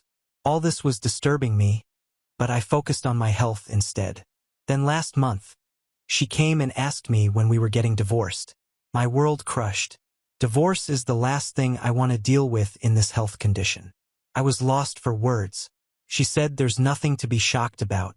She has to move on, and it's better that she starts distancing herself from me. I sarcastically asked her if she has already found my replacement. She nodded and said yes. It was a guy she had known for some time, but now she has started seeing him as a potential partner and going on dates with him. I really can't explain the feeling I went through that day. I felt a pit in my stomach. I felt my marriage was a sham. I have discussed this with my friend and he asked me to remove my wife. Well, I don't want to call her my wife anymore.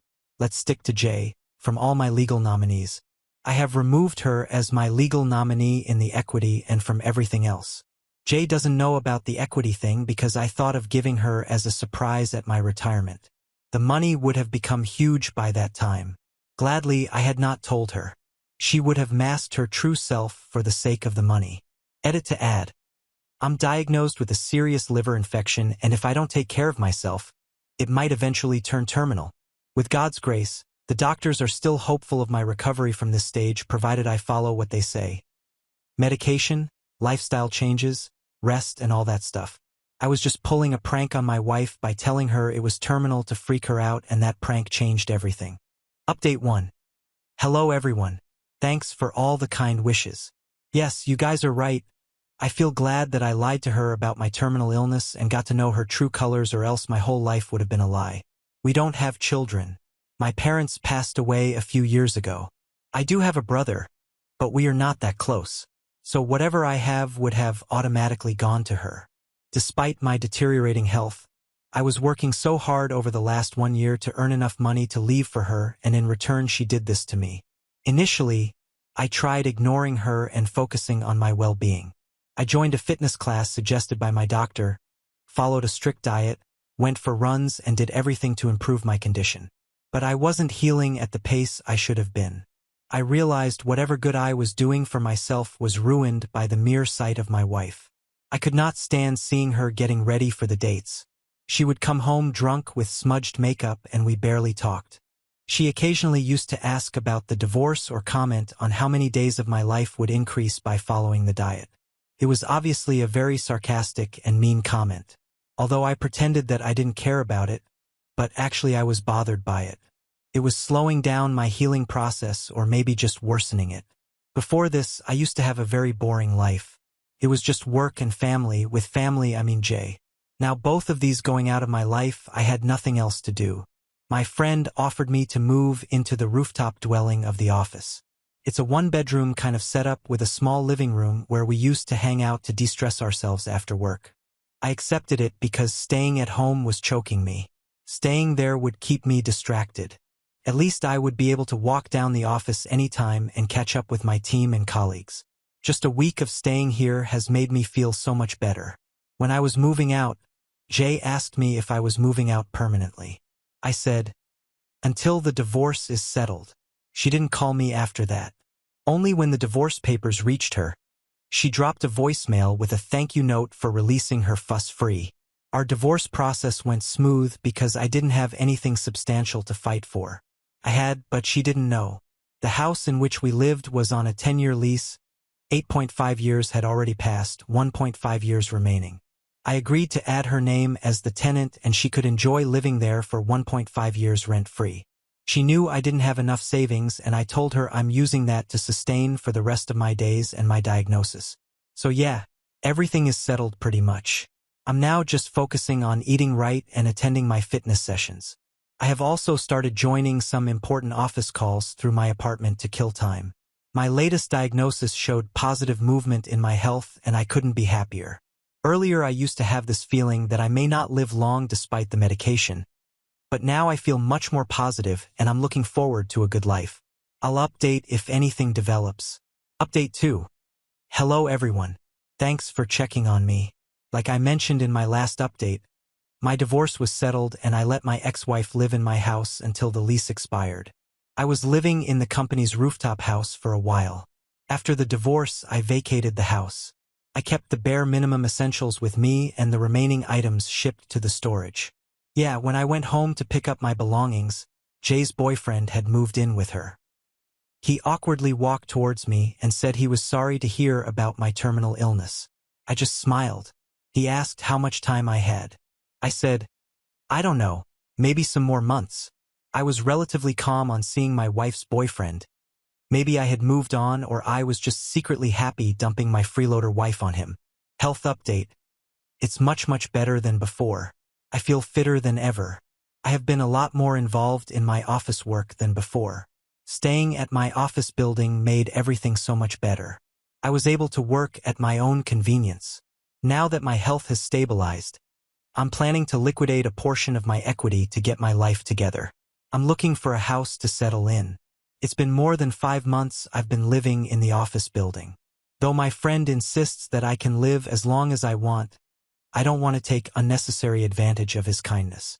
In between all this, I got a text from an unknown number identifying herself as AP's wife.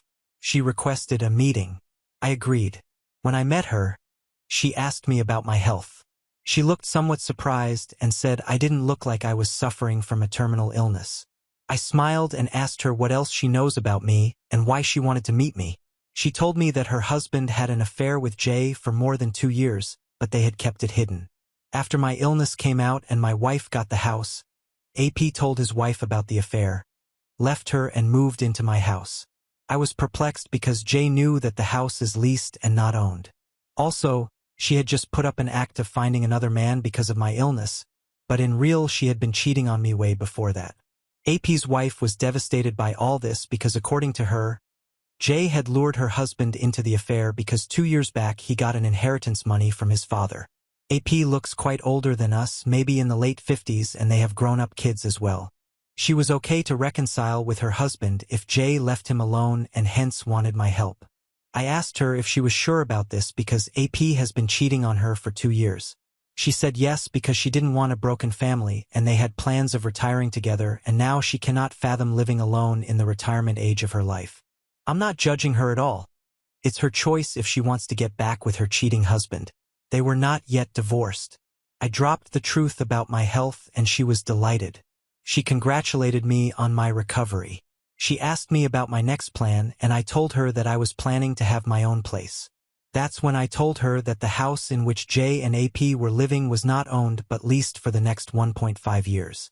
Her eyes lit up with all this information. I understood what she was going to do.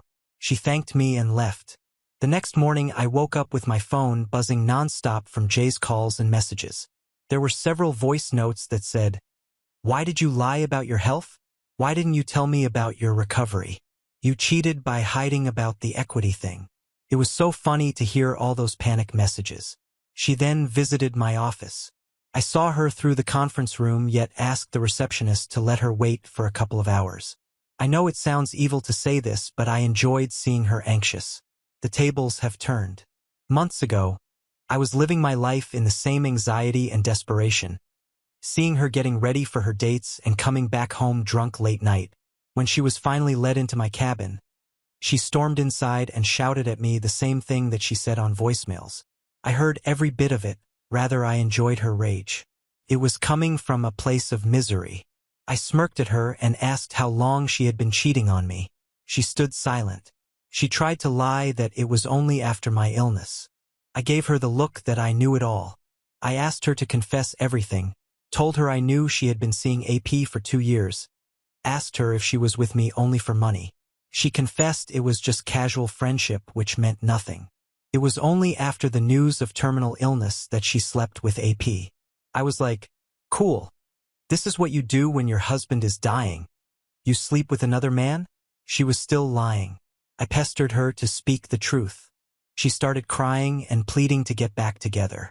She said I had no substantial savings, so when she got to know that AP inherited $1 million wealth from his father, she went behind him. But AP was not ready to leave his wife until Jay proved herself to be worth and not a gold digger. So she offered to give the house to AP if he left his wife and married Jay. So yeah, she was planning to deceive him as well, but AP's wife discovered me and dropped the truth bomb just at the right time.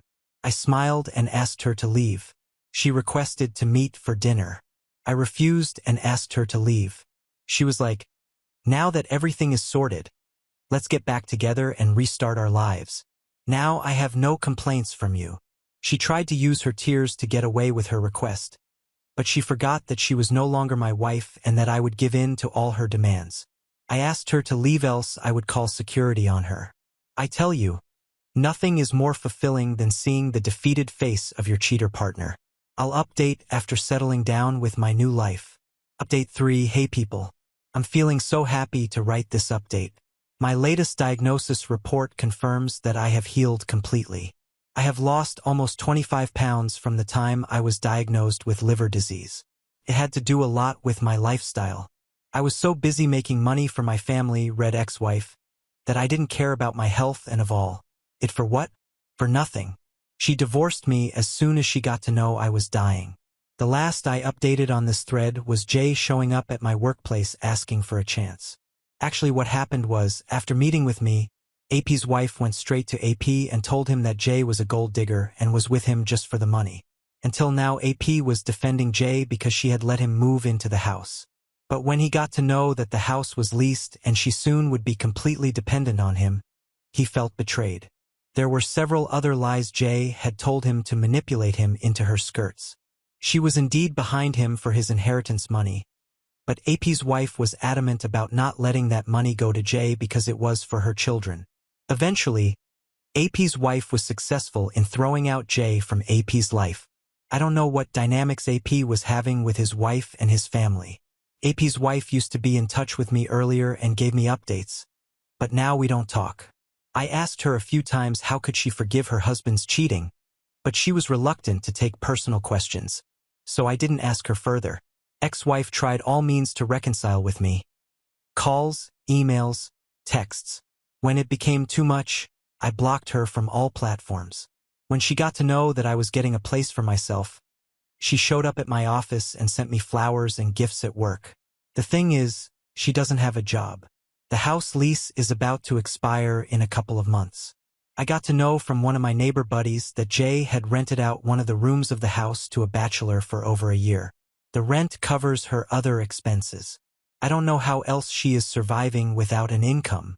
Maybe she's sleeping with other men for other stuff. Anyways, now I believe everything happens for a reason. A good reason. My health is sorted. I have bought a place for myself. It's a small 2-bedroom penthouse, but it is cozy and I have designed it to my taste. I couldn't be happier. A lot of you, even my friends and family, recommended that I start dating again or at least start meeting women. I'm yet to do that.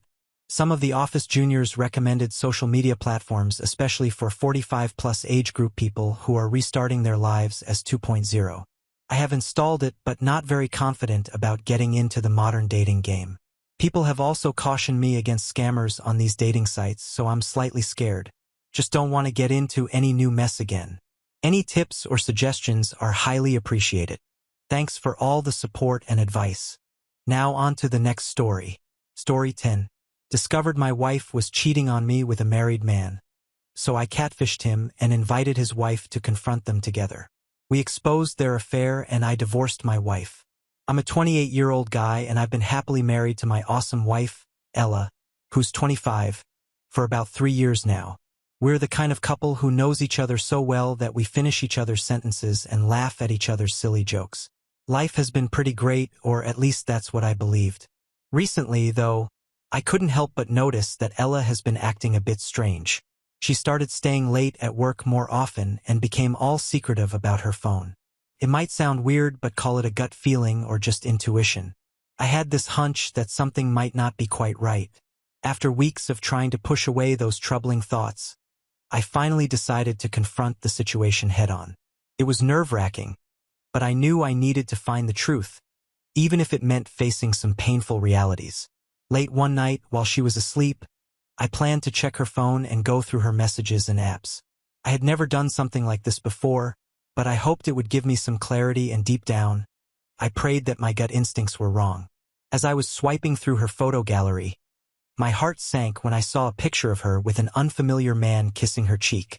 I couldn't help but think, what on earth is going on? Why would she do this if she was happy with me? My curiosity led me to read her messages, and that's when I discovered a chat with a guy named Jacob. They had been meeting up at hotels, and their conversation was filled with very explicit and intimate details. It was a painful and shocking revelation that left me feeling betrayed and hurt. I never thought I'd find myself in a situation like this, but now I needed to figure out how to confront her and talk about what I had discovered. I was feeling a whirlwind of emotions, furious and heartbroken at the same time. The person I loved the most had betrayed me by cheating with another man. Trying to process it all, I decided to sleep on it and confront Ella in the morning.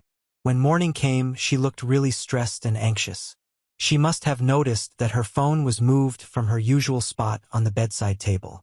Annoyed, she asked me if I had gone through her phone. With a calm expression, I told her to stop pretending because I already knew she had been cheating on me. To my complete surprise, Ella broke down and admitted that she had cheated because she felt bored with her life, and Jacob, the other man, was also married. She went on to reveal that they were in love and that Jacob's wife, Mandy, had no idea about their affair. As she divulged more and more details, my heart sank and it felt like my world was collapsing around me. It was after that moment that I felt a sense of responsibility not only to myself but also to Jacob's unsuspecting wife, Mandy. She deserved to know the truth about what was happening, so I made up my mind to talk to Mandy about everything. I knew it wouldn't be an easy conversation, but I couldn't let her continue living in the dark. To reach out to her, I reached out to her on social media after finding out Jacob's social media when I was going through the messages. I asked her if we could meet privately to talk, and she was hesitant at first, and then I told her that I have something to tell her about her husband. Then she agreed and we decided to meet at a quiet cafe. As I started to share the truth with Mandy, her face went through a roller coaster of emotions, from shock to disbelief and finally heartbreak. It was clear that this revelation was painful for her to take in. Despite the heartache, Mandy appreciated me telling her the truth. She deserved to know what was happening behind her back, and I hoped she would gather the strength to confront her cheating husband and find a better path for herself. Seeking revenge can be a risky game, but I wanted Jacob to understand the pain he caused both me and Mandy. So I decided to give him a taste of his own medicine. I created a fake social media account and began flirting with Jacob, knowing he wouldn't be able to resist. I portrayed myself as a single woman looking for excitement and adventure. Sure enough, Jacob fell right into the trap and we started chatting regularly. I couldn't help but think about how Ella would react when she discovers that her supposed true love is also cheating on her. I played my part to perfection, leading Jacob on and making him believe that there was a real chance for something more between us. I could tell he was excited and eager to meet in person. That's when I decided to drop the bombshell. I revealed my true identity and confronted him about the affair with Ella. To make things even more intense, I asked Mandy to be there with me, and I also ensured that Ella would be present too. When we all got there, the expressions on Ella's and Jacob's faces were absolutely priceless. Mandy didn't hold back and told Jacob that she was divorcing him and done with their relationship. At the same time, I didn't spare Ella the truth either. I let her know that her so-called lover, Jacob, had come to meet me thinking I was a woman to hook up with. To add to the drama, I handed over the divorce papers to her. The shock and guilt in Jacob's voice were evident as he tried to explain himself, but I wasn't interested in his excuses. I wanted him to feel the same pain he caused others. After that confrontation, I cut all contact and walked away, feeling a mix of satisfaction and sorrow.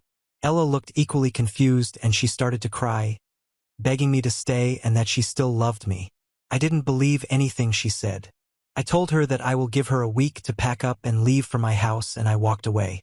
It felt amazing to get back at her, and moreover, it felt amazing to pick myself up for once. I deserve better, and I know it. In the weeks that followed, the pain slowly began to subside, and I focused on rebuilding my life with the support of friends and family. I rediscovered the person I was before the betrayal, and I started to heal. During this time, I also took the necessary steps to finalize my divorce from Ella. It was a challenging process emotionally, but I knew it was the right decision for my own well-being and happiness. As for Mandy, she and I developed a strong bond of friendship. Going through similar experiences had connected us in a unique way, and we both found solace in each other's company. Mandy decided to move on from the painful chapter of her life and focus on her own growth and happiness. In the months that followed, I immersed myself in new hobbies, career opportunities, and social activities. I surrounded myself with positive influences and took the time to rediscover what truly made me happy. Through self-reflection and personal growth, I came to realize that my worth wasn't defined by anyone else's actions or choices.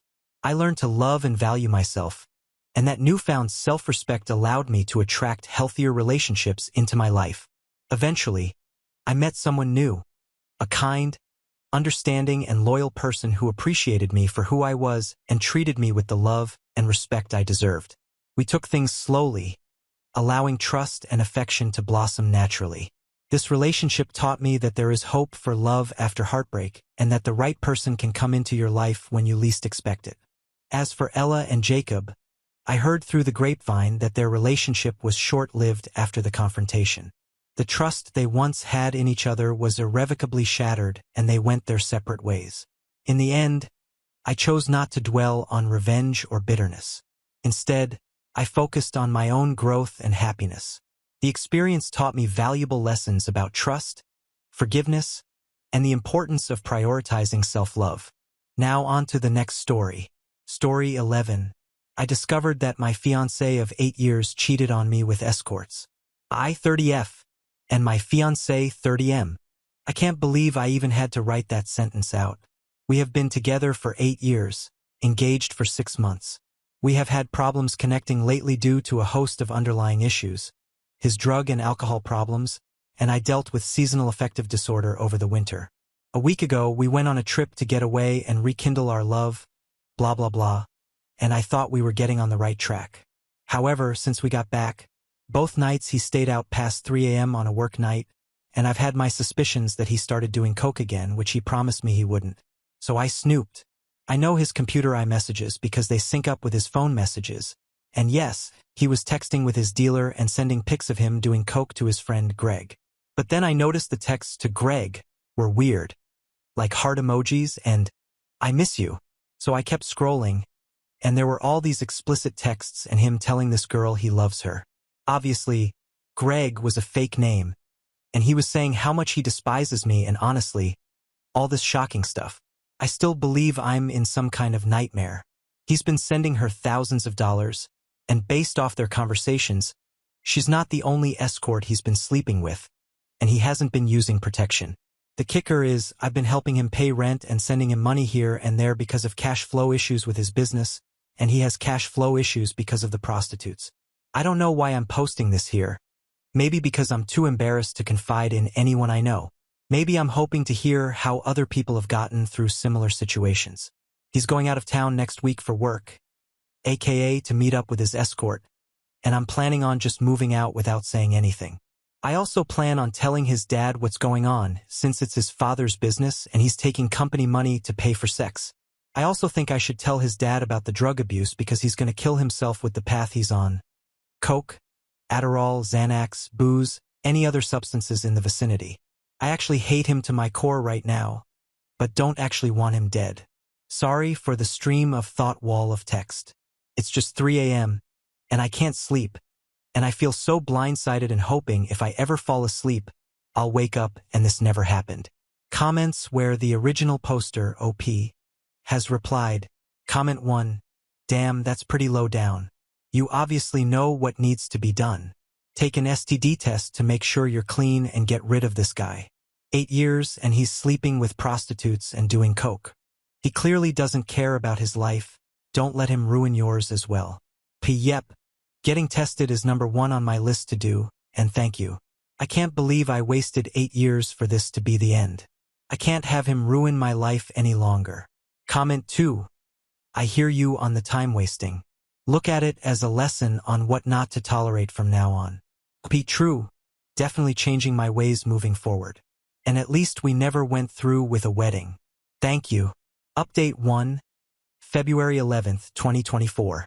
This is an update to a post I made almost 3 years ago. Oh wow. I had completely forgotten about this throwaway account I made and just stumbled back on it. As someone who hates when people don't provide updates, 'cause I'm nosy. Sorry I never provided one. Also, rereading my prior post, it sounds so fake. I'm starting to realize half the crazy posts I think on Reddit are fake actually are probably real, lol. Anyways, on to the updates nobody asked for. And honestly, as it's been almost 3 years at this point, it feels like a lifetime ago. And I can't believe that was my life. So sorry if details are a little glossed over. For starters, in hindsight, finding out about the cheating was the best thing that ever happened to me. I have weird, anxious thoughts about the alternative timeline me who never discovered any of this and stayed in that relationship. After I found out, the next day I went and got STD testing. All clear, and the nurse was actually the first person I told about what happened. I immediately started the process of moving out. Emailed the landlord separately to let them know we would not be renewing. Luckily, we only had like 2 months left. Since he was leaving in a couple days to go out of town for work, I decided to just suck it up and play it cool till he left. Once he left, I packed up all my stuff, hired a moving company to keep my things in storage until I figured out where I wanted to live, and booked a flight out to California to stay at a hotel on a beach with my dog and I. My family is out there. I'm actually pretty close with my family, but I did this all on my own because I just wanted to process things on my own and wanted to ugly cry in peace.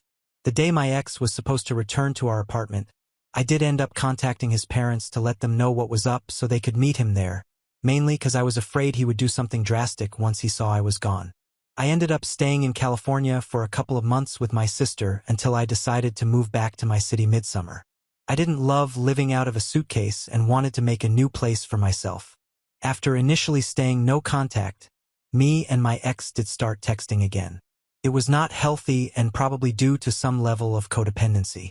He got into therapy and went sober, although he refused to go to AA or anything. The whole time he thought we would eventually get back together, but I was adamant that we would never, although I thought we could be friends, lol. Eventually we had to stop talking because he got pissed that everything he was doing wasn't making me want to get back together with him. And occasionally he would blame me for why he cheated in the first place, classic. Oh, and he started drinking again. Trigger warning for the next paragraph. The last straw was that fall when he texted me. He had drank a bottle of vodka, plus a full bottle of Xanax, and he'd see me in the next life. He ended up getting to the hospital on time and, after having his stomach pumped, was fine. But this was a very traumatic event for me. After everything was handled, I blocked his number. Probably should have happened from the start, but codependency. That saga more or less ended back in November 2021. So, flash forward over 2 years later, and here are some present-day updates. I'm a completely different person to where my family is shocked. I hadn't realized how much that relationship was affecting me negatively. I used to truly be a glass half-empty person to the core, and now I'm so easygoing, happy, glass half-full type of gal. And I lost like 40 pounds, not that losing weight is always a good thing, but in my case it was. I'm 33 now, and to all the ladies out there afraid of starting over in their 30s, don't despair. I have been dating my amazing boyfriend for 2 years now, who is actually perfect for me. My ex and I were opposites. He was a chaotic wild card, grumpy, and really not a kind or considerate person. Really embarrassed why I was dating a person like this. My current boyfriend is so chill, has such a calming presence, and is the kindest and most thoughtful person I've met. We have not had a single fight in the 2 years we've been together and are just very respectful of each other. Something that, at the core, my last relationship lacked. My ex seems to be doing fine, hasn't changed much from what I hear through the grapevine. We don't really talk, but I wish him the best. Comments where OP has replied. Comment 1. Congratulations for getting free from him. Your ex will never change. It doesn't even sound like he wants to change. OP, thanks. I think at the end of the day, as they say, people really don't change. Even myself, while I seem like a different person, I think I am the same at the core, just a happy version now that I'm not weighted down by all the stress and negativity of my prior relationship. Comment 2. Congrats on your new life. Can you tell us about how you met your current partner? Reddit says your last post was 2 years ago, so it's reading like you basically jumped into this relationship immediately after splitting with your ex, which obviously is whatever because it's worked out for you, but like you said, we're nosy. OP. The Reddit date is actually a little confusing. My last post was actually March 17th, 2021. Worst St. Patrick's Day ever? LOL. So it should probably say 3 years once we get to that date. I first started dating again like 6 months later, just to put myself out there. I had never done any of the online dating as I had been with my ex since we met in college. I definitely was probably not emotionally ready when I started dating, but I also wasn't looking for anything serious. I ended up meeting my now boyfriend on Bumble a little while after that. I don't think either of us were looking for something serious. He was under the impression he was moving for work. He ended up not moving. And I had just gotten out of this crazy long-term relationship. Because of that, we took things semi-slowly at first and then ended up becoming exclusive/official February 2022. Now on to the next story. Story 12.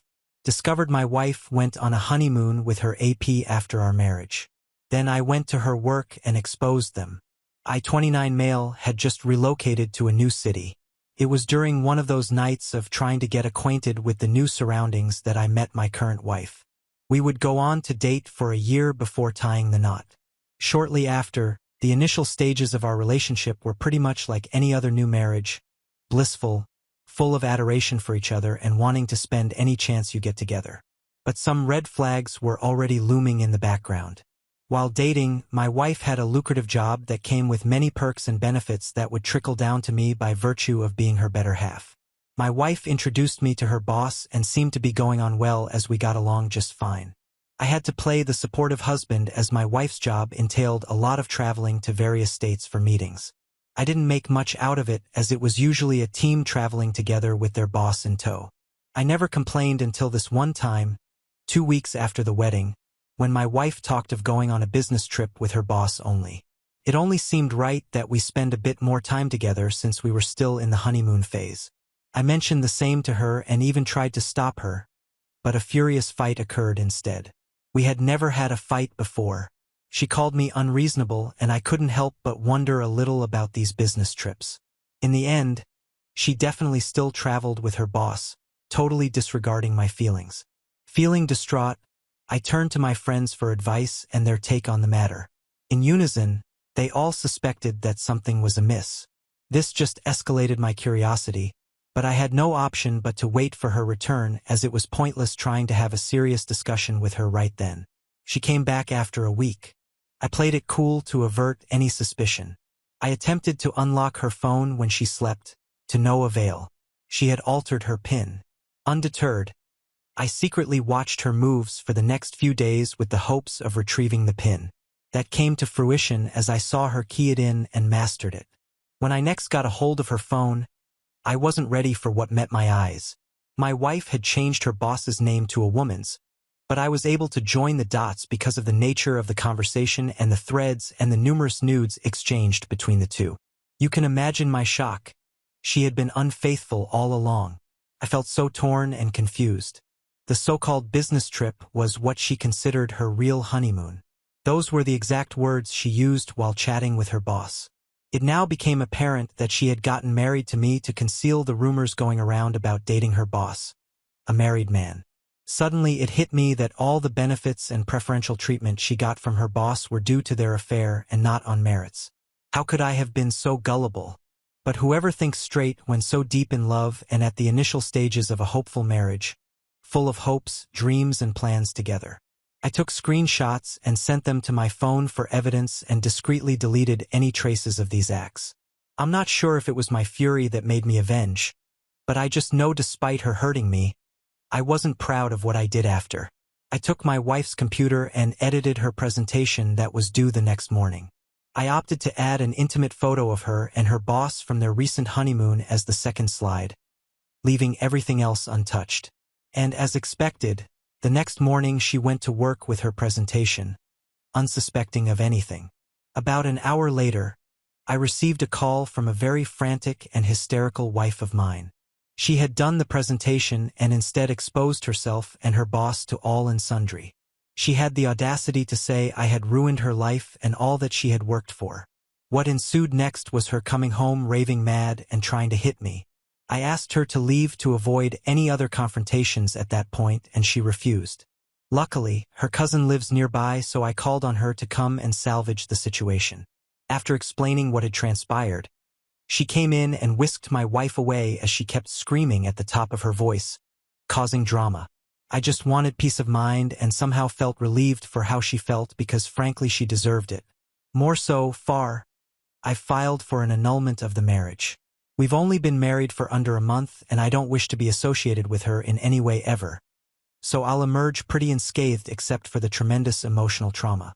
My wife, who doesn't even deserve that title, tried slithering her way back to her boss's arms, but he too wanted nothing to do with her. He opted to now focus on his family going forward. She has become miserable and a shadow of herself, depressed. So I'm wondering, was it worth it to throw a good man in marriage to boot under the bus? All the time, emotions and money I invested in this held no water after all. I felt so betrayed, used, heartbroken and sad for all the time I wasted that I'll never get back. All in all, I've taken my lessons and have decided to take it one day at a time as I wait for the annulment to be finalized. We have reached the end. If you enjoyed this video, please be sure to like and subscribe to the channel for more videos like this, and give us your thoughts about the stories in the comments section. Thank you and see you in the next video.